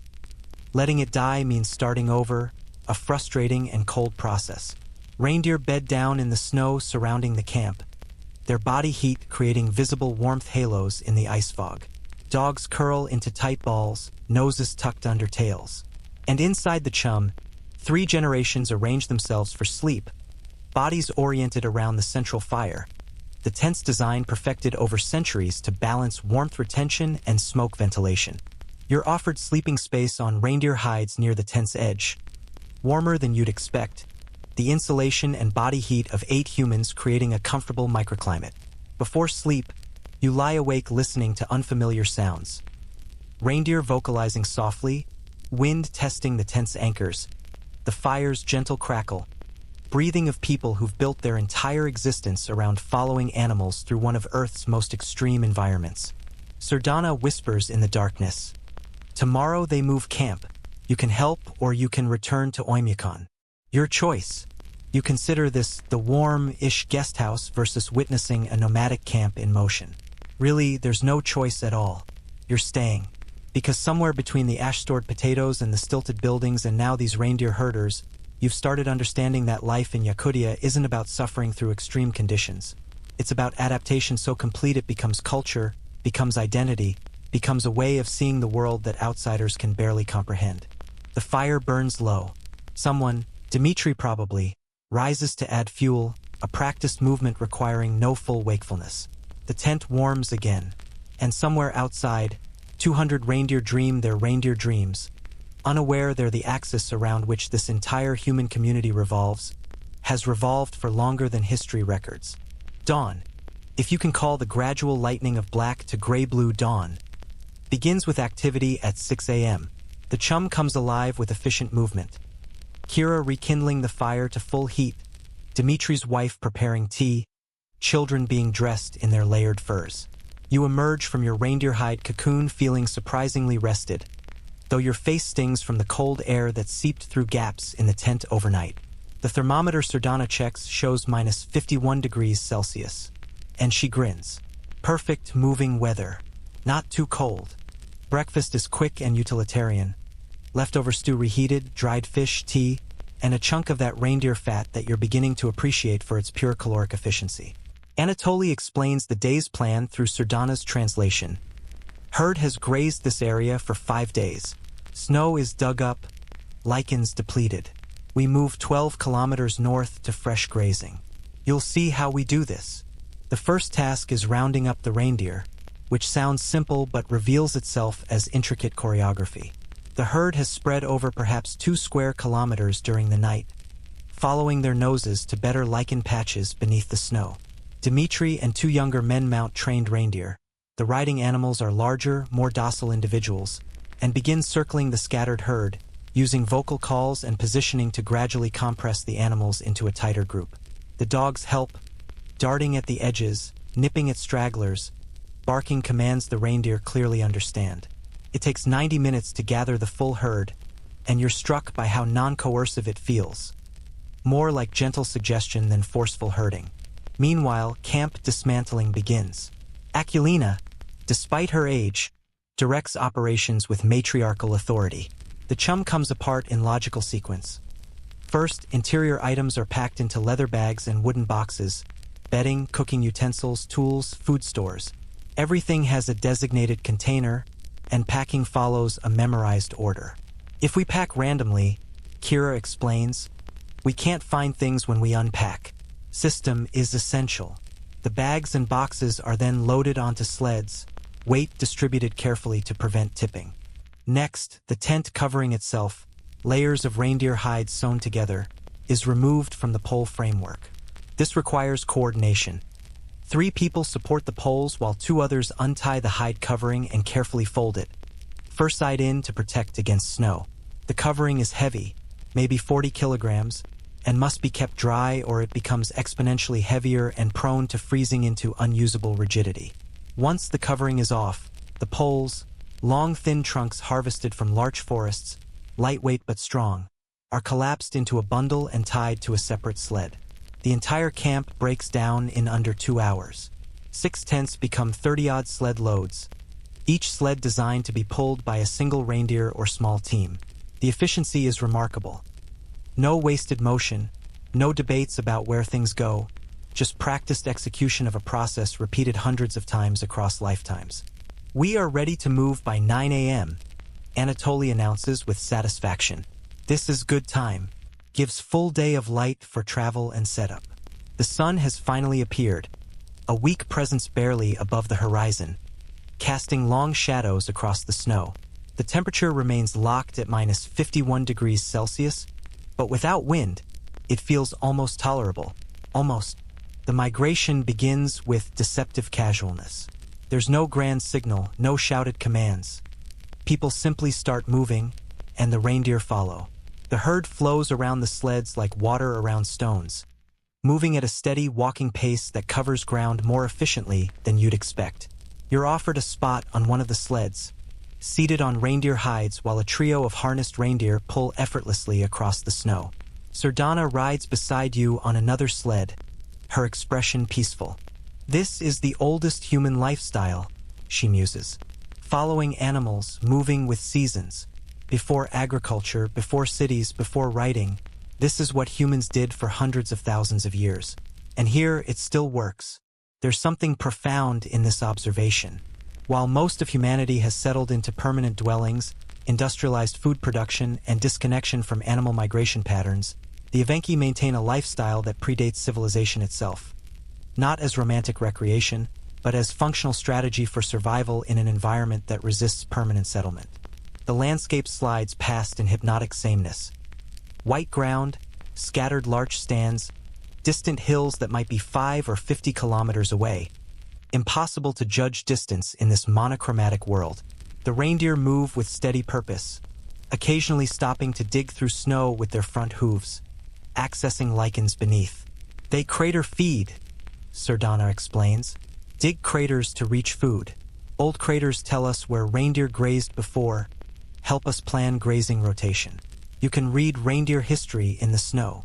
After 2 hours of travel, the group pauses for rest and a meal break. The sleds are arranged in a protective circle. A small fire is lit using dried dung.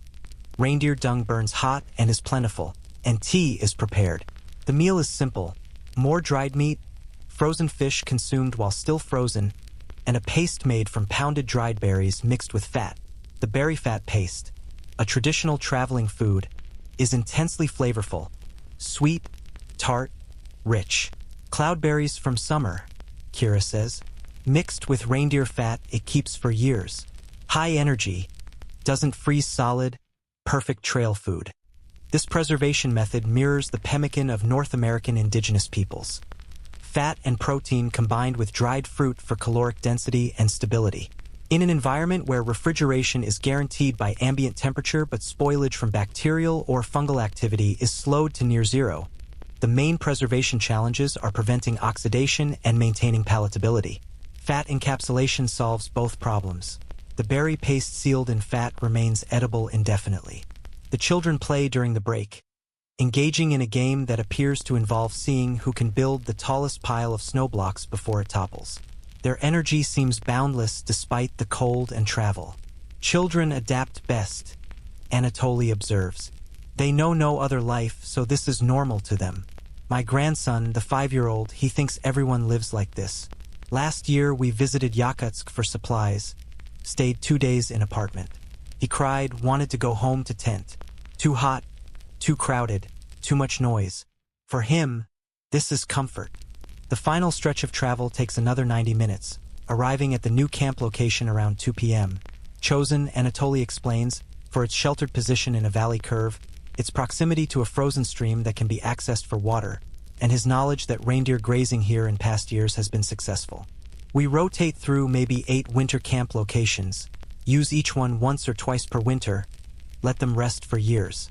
This prevents overgrazing, allows lichen to regenerate. Camp setup is the breaking down process in reverse, but somehow faster. Perhaps because everyone is motivated by the dropping temperature and gathering darkness.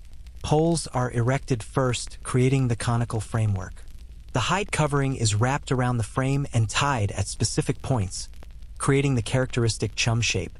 The smoke hole at the peak is left open, and the stove, which has traveled disassembled on a sled, is reassembled in the tent center, its chimney pipe extending through the smoke hole.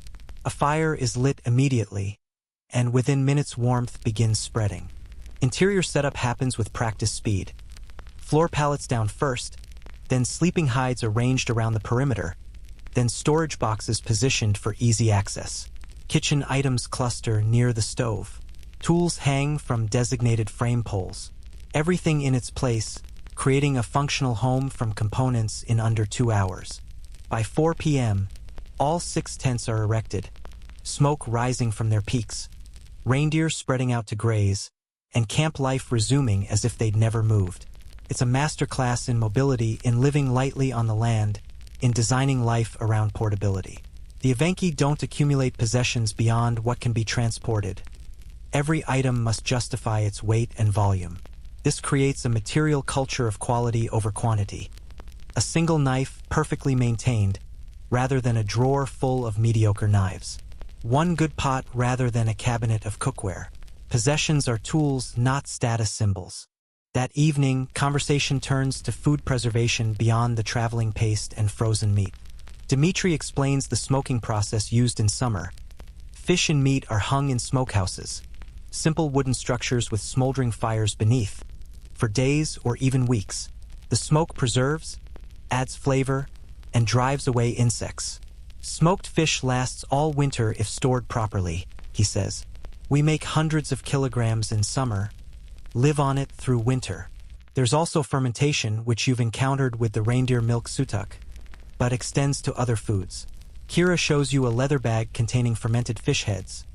Yes, fish heads, which have been buried in the ground during summer, allowed to ferment for weeks, then frozen for winter storage. The smell is overwhelming, pungent beyond description, but Dmitri assures you it's delicious and nutritious. You politely decline to test this particular delicacy, though Sardana tries it and pronounces it interesting, very traditional. The fermentation of fish and meat, found across circumpolar cultures from Scandinavia to Alaska, represents a fascinating preservation strategy. Fermentation was traditionally done in pits or containers during the brief summer, creating highly preserved foods that could withstand winter storage. Modern health authorities often warn against these traditional fermented foods due to botulism risk, but indigenous peoples have been safely preparing and consuming them for millennia, suggesting deep knowledge of proper preparation techniques that minimize danger. Dinner showcases the variety of preserved foods available. Fresh-killed reindeer meat. One animal was slaughtered that morning for the journey. Smoked fish rehydrated in broth, the berry fat paste served alongside, and frozen raw fish as always. There's also a surprising dish, frozen strukla, which are essentially raw liver slices that have been frozen immediately after slaughter. Liver doesn't keep long even frozen unless prepared right away, Kira explains. We slice it thin, freeze it fast, eat it frozen. Very nutritious, high in vitamins, especially vitamin A, prevents scurvy. Scurvy, vitamin C deficiency, is indeed a historical concern in Arctic diets lacking fresh fruits and vegetables. Yet, indigenous Arctic peoples rarely suffered from it, despite diets that seem vitamin C deficient by agricultural standards. The solution: consuming organ meats, particularly raw or lightly cooked, which retain vitamin C that cooking destroys. Frozen liver, raw fish, and fresh reindeer blood all provide vitamin C, along with other essential nutrients. Western explorers who rejected native diets and relied on preserved European foods suffered scurvy, while indigenous peoples eating traditional diets remained healthy. Knowledge is survival.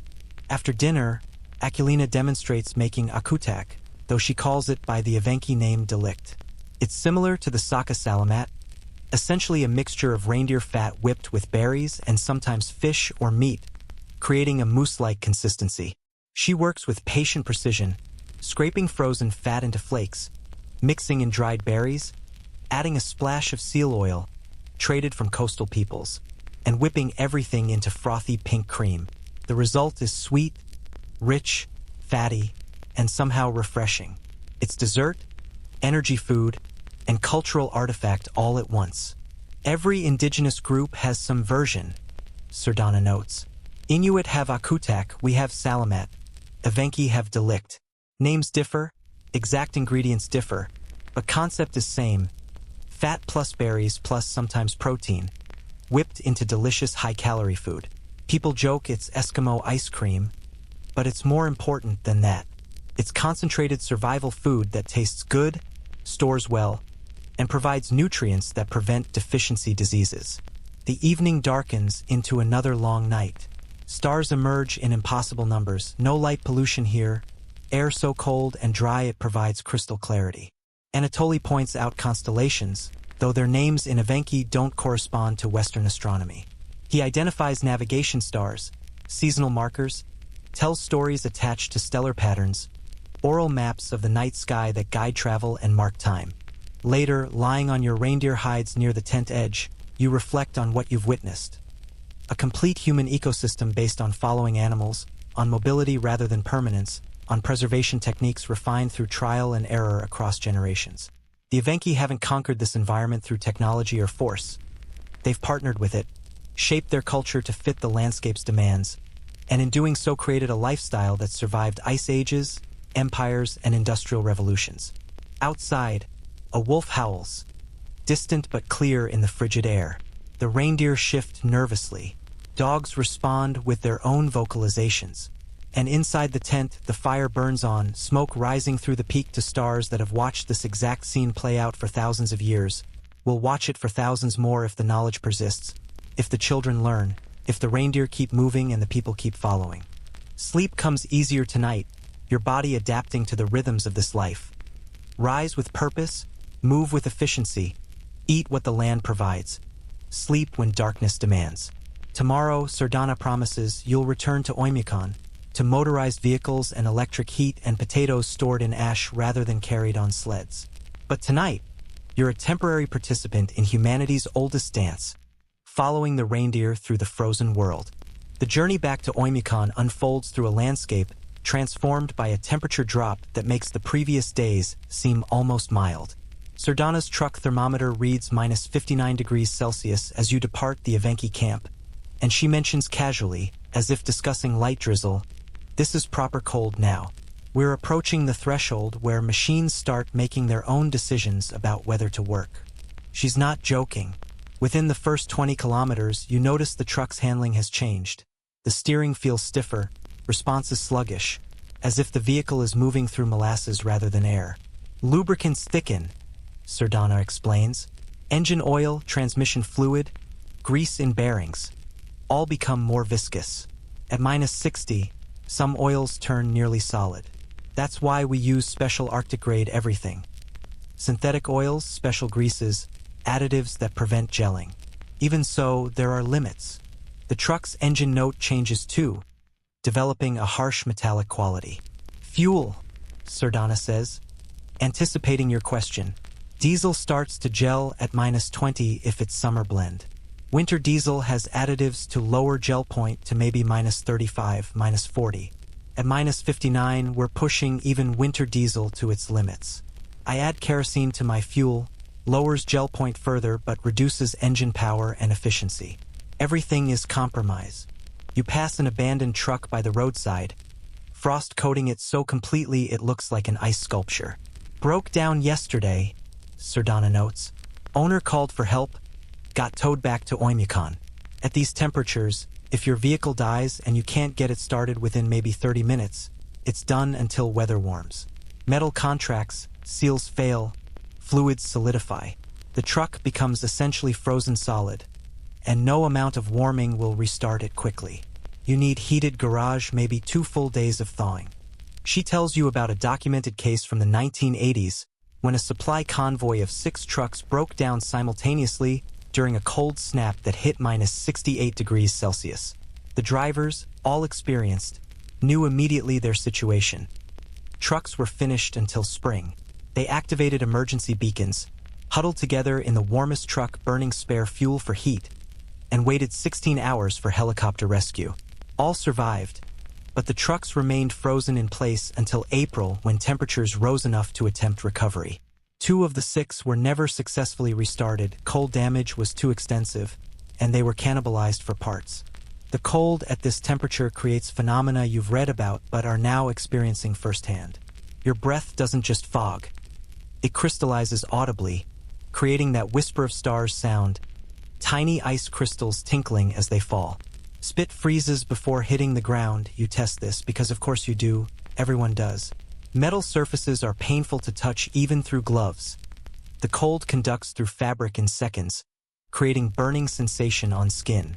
Most startling is what happens to the air itself. At minus 59 degrees Celsius, the atmosphere's capacity to hold moisture is essentially zero. Any moisture immediately crystallizes, creating ice fog that hangs suspended. But there's also a visible density to the air, a slight shimmer or refractive effect caused by temperature gradients and ice crystal suspension. It's like looking through very faint glass, the world slightly distorted. At minus 71, which is the record here, Sardana says, people report stranger effects. Some say they can hear the cold, a faint crackling sound, maybe from ice crystals forming on every surface simultaneously. Others report that thrown hot water explodes into snow midair before it can arc to ground. Physics becomes theatrical. You arrive in Oymyakon by early afternoon to find the settlement in semi-lockdown mode. School is closed, well below the minus 52 degrees Celsius threshold. Most businesses are shuttered. The few people visible outside move with urgent purpose, minimizing exposure time. Victor greets you at his guest house with visible relief. Was worried about you. Radio forecast said possible minus 62 tonight. That's... He pauses, searching for the English word. That's serious cold. Inside, the ritual of shedding layers takes 15 minutes. Your outer clothes are stiff with frost, frozen moisture from your breath and body heat crystallized into the fabric. Victor hangs everything in the unheated entryway. Must dry slowly. Fast temperature change can damage fabric. Fibers contract, become brittle. Even your face mask is encrusted with ice, shaped into a grotesque frozen sculpture formed from exhaled moisture. That evening, Victor shares stories of truly extreme cold, the temperatures that push beyond minus 71 degrees Celsius record, the days when thermometers max out and people resort to folklore methods to gauge just how apocalyptically cold it is. My grandfather said you knew it was past minus 70 when vodka started to thicken, getting syrupy. Past minus 75, vodka would freeze if left outside. These temperatures, they don't happen often, maybe once per decade, maybe less. But they happen. He tells you about the winter of 1964 when, according to local accounts, temperatures somewhere north of Oymyakon reached lows that froze mercury thermometers solid and caused vodka, even strong vodka, 45% alcohol, to crystallize. No official measurement because thermometers couldn't measure it. Scientists later estimated based on reported phenomena, frozen vodka, certain metals becoming brittle and shattering, maybe minus 77, minus 78 degrees, but impossible to confirm. Historians debate these accounts, some suggesting exaggeration, others noting that temperature measurement in remote Siberia in the 1960s was imprecise and such extremes could have occurred without proper documentation.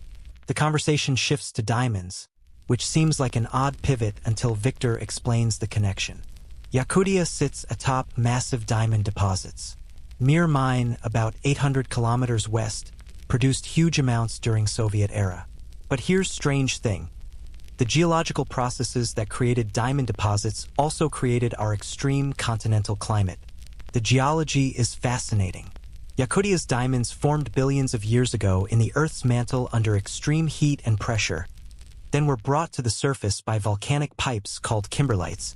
But Yakutia's position in the center of a massive continental plate, far from any ocean's moderating influence, combined with its northern latitude and the Siberian high-pressure system, creates the extreme temperature swings. The same ancient, stable continental crust that allowed diamond preservation also creates the coldest inhabited place on Earth. Soviet geologists discovered this in 1950s. Victor continues. They were searching for diamonds, dealing with extreme cold, and realized the two were connected, not causally, but geologically. The very thing making their work miserable was sign they were in right place for diamonds. Some saw irony, some saw cosmic joke. The diamond industry here is surreal in context. Miners work in what is essentially a frozen hell to extract luxury goods sold to people who've never experienced real cold. The mere mine, when operational, employed thousands working in conditions that required constant warming breaks, specialized equipment, and accepting that at certain temperatures, outdoor work simply stopped. Production schedules had to account for weather, with winter quotas lower than summer because cold prevented effective mining. Victor shows you photographs of the mere mine, a massive open pit, 525 meters deep and 1,200 meters in diameter. So large it creates its own weather patterns, and helicopter pilots are warned not to fly directly over it due to downdrafts. The mine closed to open-pit operations in 2001 and transitioned to underground mining, partly because deeper excavation became impractical, partly because the pit itself had become dangerously unstable in the permafrost. Diamonds from here are in jewelry worldwide. Victor muses. Woman in Miami wearing Yakutian diamond in her engagement ring. She has no idea it came from place where her breath would freeze instantly, where the ground never thaws. There's disconnect there, strange separation between where precious things come from and where they end up. The evening brings another peculiar cold temperature phenomenon. Frostquakes. You're sitting with tea when a sharp crack echoes through the house, like a gunshot or breaking timber. Victor doesn't even look up. Icequake happens when water in ground freezes and expands rapidly during extreme cold. Creates stress, something gives way with crack. Sometimes sounds like thunder, sometimes like gunshot. First-timers always panic. These cryoseisms, as they're properly called, occur when rapid temperature drops cause sudden freezing of water-saturated ground or rock. The expansion creates fractures that release energy audibly. They're harmless but startling, especially at night when they can sound like someone breaking into the house or structural failure occurring. As night deepens and temperature continues dropping, Victor checks and reports minus 61 degrees Celsius at 8 p.m. The village becomes almost supernaturally quiet. The constant rumble of idling engines fades as people opt to keep vehicles in garages rather than risk them outside. Even the dogs are silent, curled in their shelters, conserving energy. Victor explains the mathematics of survival at these temperatures. Human body produces about 100 watts of heat at rest, maybe 300 to 400 watts during activity. At minus 60, you're fighting thermal gradient of almost 100 degrees. Your clothing is your only defense, and it's finite. Best winter gear maybe gives you 30 minutes of safe exposure during light activity. Less if standing still. Past that, frostbite is not a question of if but where. He shows you his own frostbite scars. You remember the shortened finger, but there are others.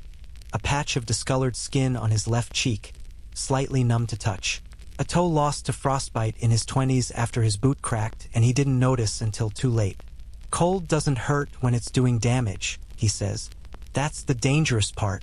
Frozen tissue feels numb, sometimes even warm due to nerve confusion. You can lose body parts and not realize until you're warming up and pain hits. The medical realities are grim. Severe frostbite requires amputation. Frozen tissue dies, can't be saved, and becomes necrotic if not removed. Hypothermia progresses through stages. Shivering and confusion, loss of coordination, unconsciousness, death. Once core body temperature drops below 32 degrees Celsius, survival becomes unlikely without immediate medical intervention involving warming the blood externally. Yet people live here, have lived here for thousands of years, raise children here, grow old here. Victor himself is 63, has lived in Oymyakon for 40 years, raised 3 children who've since moved to warmer cities. People ask why I stay. I say, this is home. I know the cold, respect it, know how to survive it. In Moscow or Yakutsk, I'd be uncomfortable, too warm, too crowded, too unfamiliar. Here, I understand the rules. That night, the cold reaches its peak. Minus 63 degrees Celsius by midnight, confirmed by multiple thermometers. It's not the record, but it's close enough to feel historic. You stand at the window, triple-paned, frost patterns on the inside, and watch Oymyakon under this extreme cold. Ice fog blankets everything in eerie luminescence where sparse streetlights penetrate. Nothing moves. The village looks abandoned, a frozen relic. But it's not abandoned. Behind those walls, in those overheated rooms, people sleep. Families, elderly, children, all breathing and dreaming while outside. The temperature that would kill them in minutes presses against windows and walls, held back only by heat and insulation and stubborn human refusal to surrender habitat. You think about the diamonds deep in the earth, formed under pressures that would crush humans instantly, brought to surface by volcanic violence, now extracted by people who endure a different kind of extreme. You think about vehicles that refuse to start, about vodka freezing solid, about the whisper of stars falling from your frozen breath. Tomorrow, Sardana promises, will be the final lesson. Understanding why people choose this life, what Yakutia offers beyond survival, what keeps communities rooted in a place that seems determined to kill them. But tonight, at minus 63 degrees Celsius, the only understanding you need is this. You are warm, you are safe, and the cold outside is absolute monarch of a kingdom where humans exist only through constant vigilance and accumulated wisdom. The frost quakes crack intermittently through the night. The heating system rumbles. And outside, the cold reigns supreme, patient and eternal and utterly indifferent to the brief warm flickers of human presence scattered across its frozen domain. Morning arrives with a meteorological miracle. The temperature has soared to minus 47 degrees Celsius, and Victor greets this development with genuine enthusiasm. Warming trend. This is almost pleasant. His perspective has thoroughly recalibrated your own. What would have seemed catastrophically cold 10 days ago now feels almost balmy, which tells you something about human adaptability that no textbook could convey. Today's agenda, Sardana explains over breakfast of reheated fish and impossibly strong tea, is understanding the why. Why people stay, why they return after leaving, what Yakutia offers that justifies enduring temperatures that routinely threaten human survival. You've seen the how we survive, how we build, how we preserve food. Now you need the deeper question, why we choose this. First stop is the school.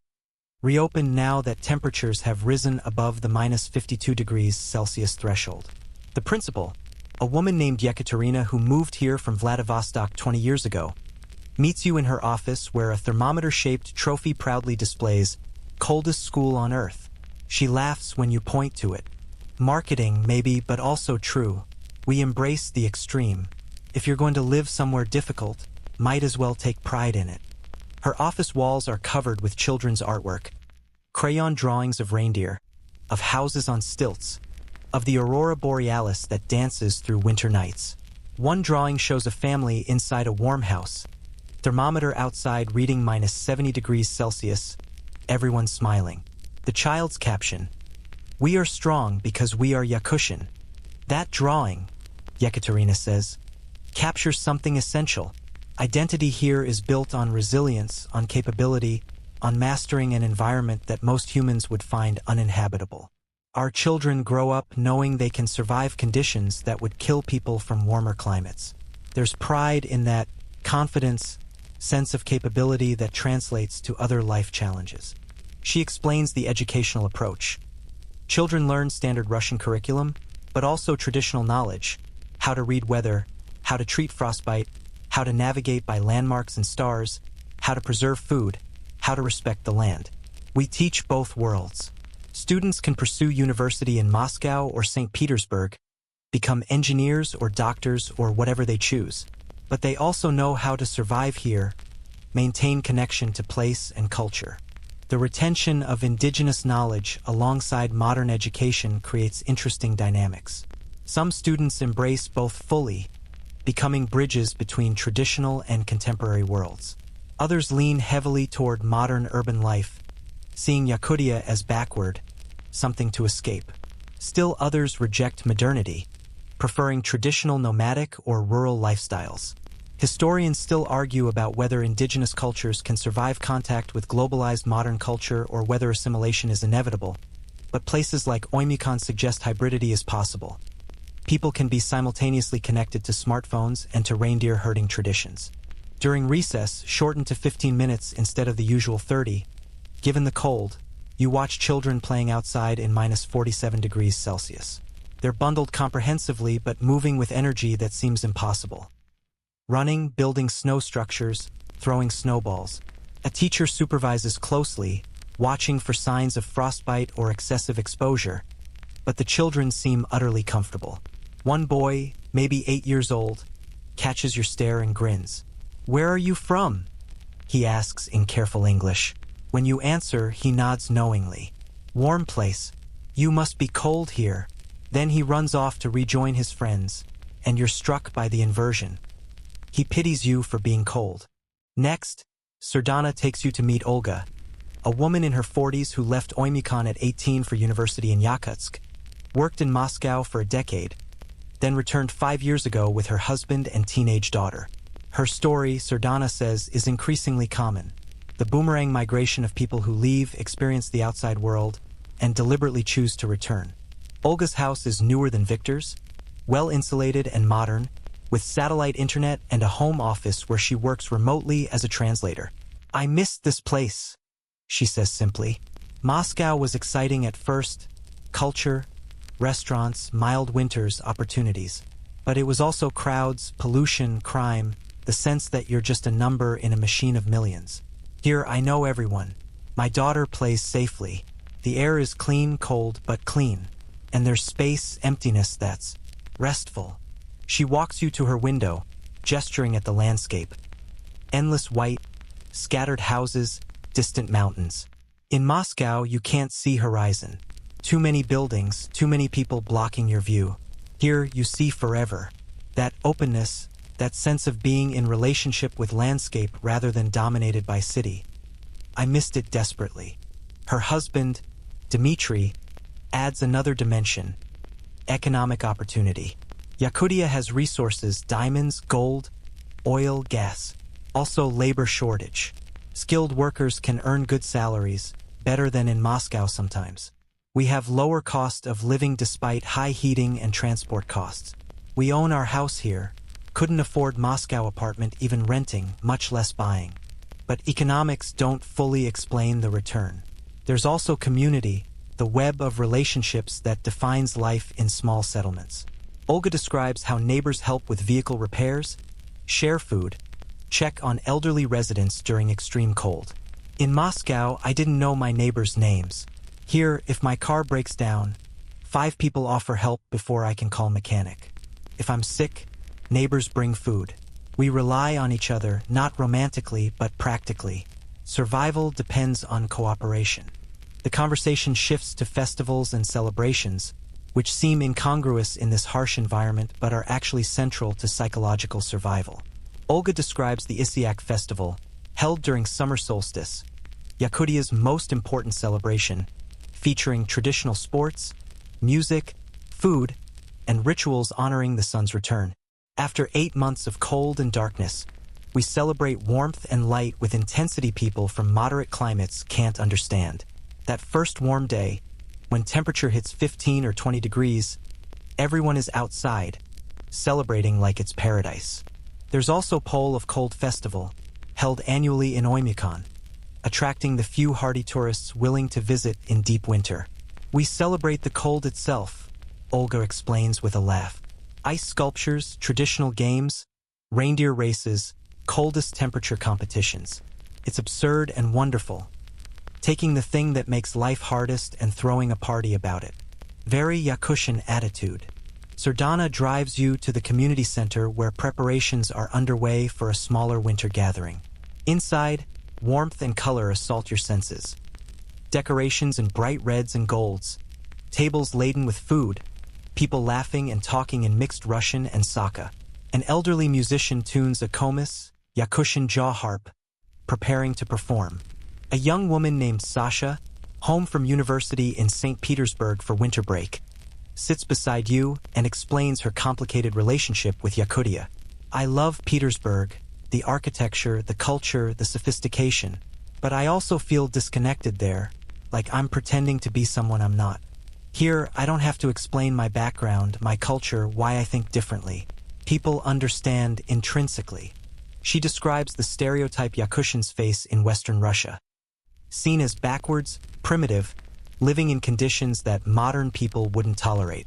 They don't understand it's a choice, that we're not suffering victims but people who've adapted and thrived. We have engineers, doctors, artists, scientists. We're connected to internet, we watch same movies, listen to same music. We just also happen to live in minus 60-degree cold and think that's normal. The gathering begins with food, of course, and you're now familiar enough with Yakutian cuisine to navigate confidently.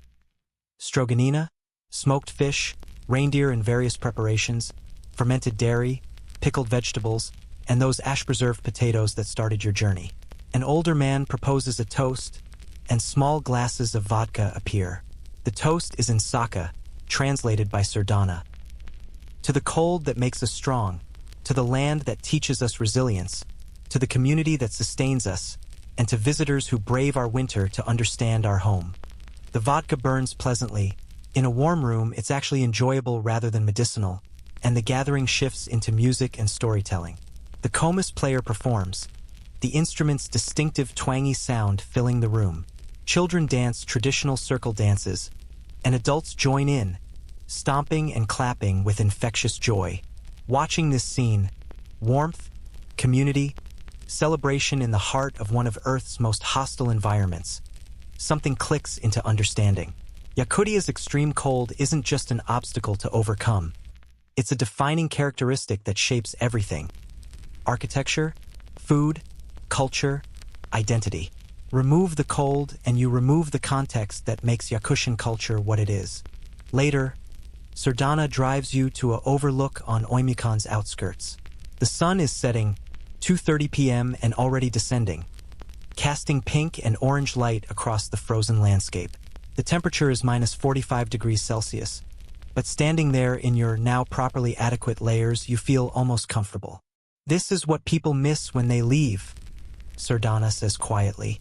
The beauty of this place, the clarity of air, the brightness of stars, the northern lights dancing, the knowledge that you're in one of Earth's extreme environments, that you've mastered it.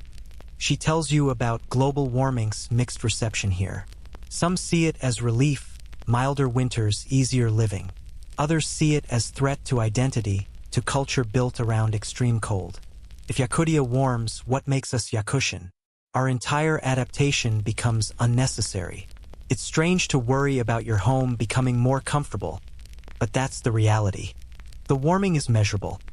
Average winter temperatures have risen approximately 2 to 3 degrees Celsius over the past 50 years, with permafrost thawing in some areas, infrastructure showing stress, and seasonal patterns shifting. Some elders report winters aren't as harsh as their youth, though year-to-year variation makes trends difficult to perceive without data.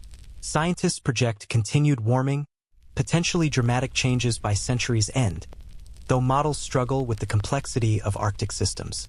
As darkness envelopes the landscape, true darkness, complete and absolute, the aurora borealis begins its performance. Green curtains shimmer across the sky, rippling and dancing, occasionally shot through with purple or red. It's spectacular, otherworldly, and Sardana notes, auroras are stronger here than almost anywhere. Magnetic field lines, latitude, minimal light pollution, perfect conditions. Another thing that draws people. Winter nights last forever, but auroras make them beautiful. You stand watching for perhaps 30 minutes, cold slowly seeping through layers, but unwilling to leave. The aurora performs its silent symphony, and you understand viscerally what keeps people here. Beauty that exists nowhere else, experiences available only to those willing to endure the extreme, a sense of place so powerful it calls people back across continents. The final stop is Victor's guest house, where he's prepared a farewell dinner. The best preserved foods from his stores, including a bottle of kumis, that fermented mare's milk, and a sense of ceremony marking the end of your Yakutian education. Over the meal, he shares his philosophy simply. City people think we suffer here. We don't suffer. We live. We've adapted so completely that this is normal, comfortable even. The cold is just weather, and weather changes. We have warmth, food, community, purpose. What else do humans need? It's a question without easy answer, but watching Victor's satisfied expression as he surveys the food, the warm room, the frost patterns on the windows showing the cold kept safely outside, you understand his perspective.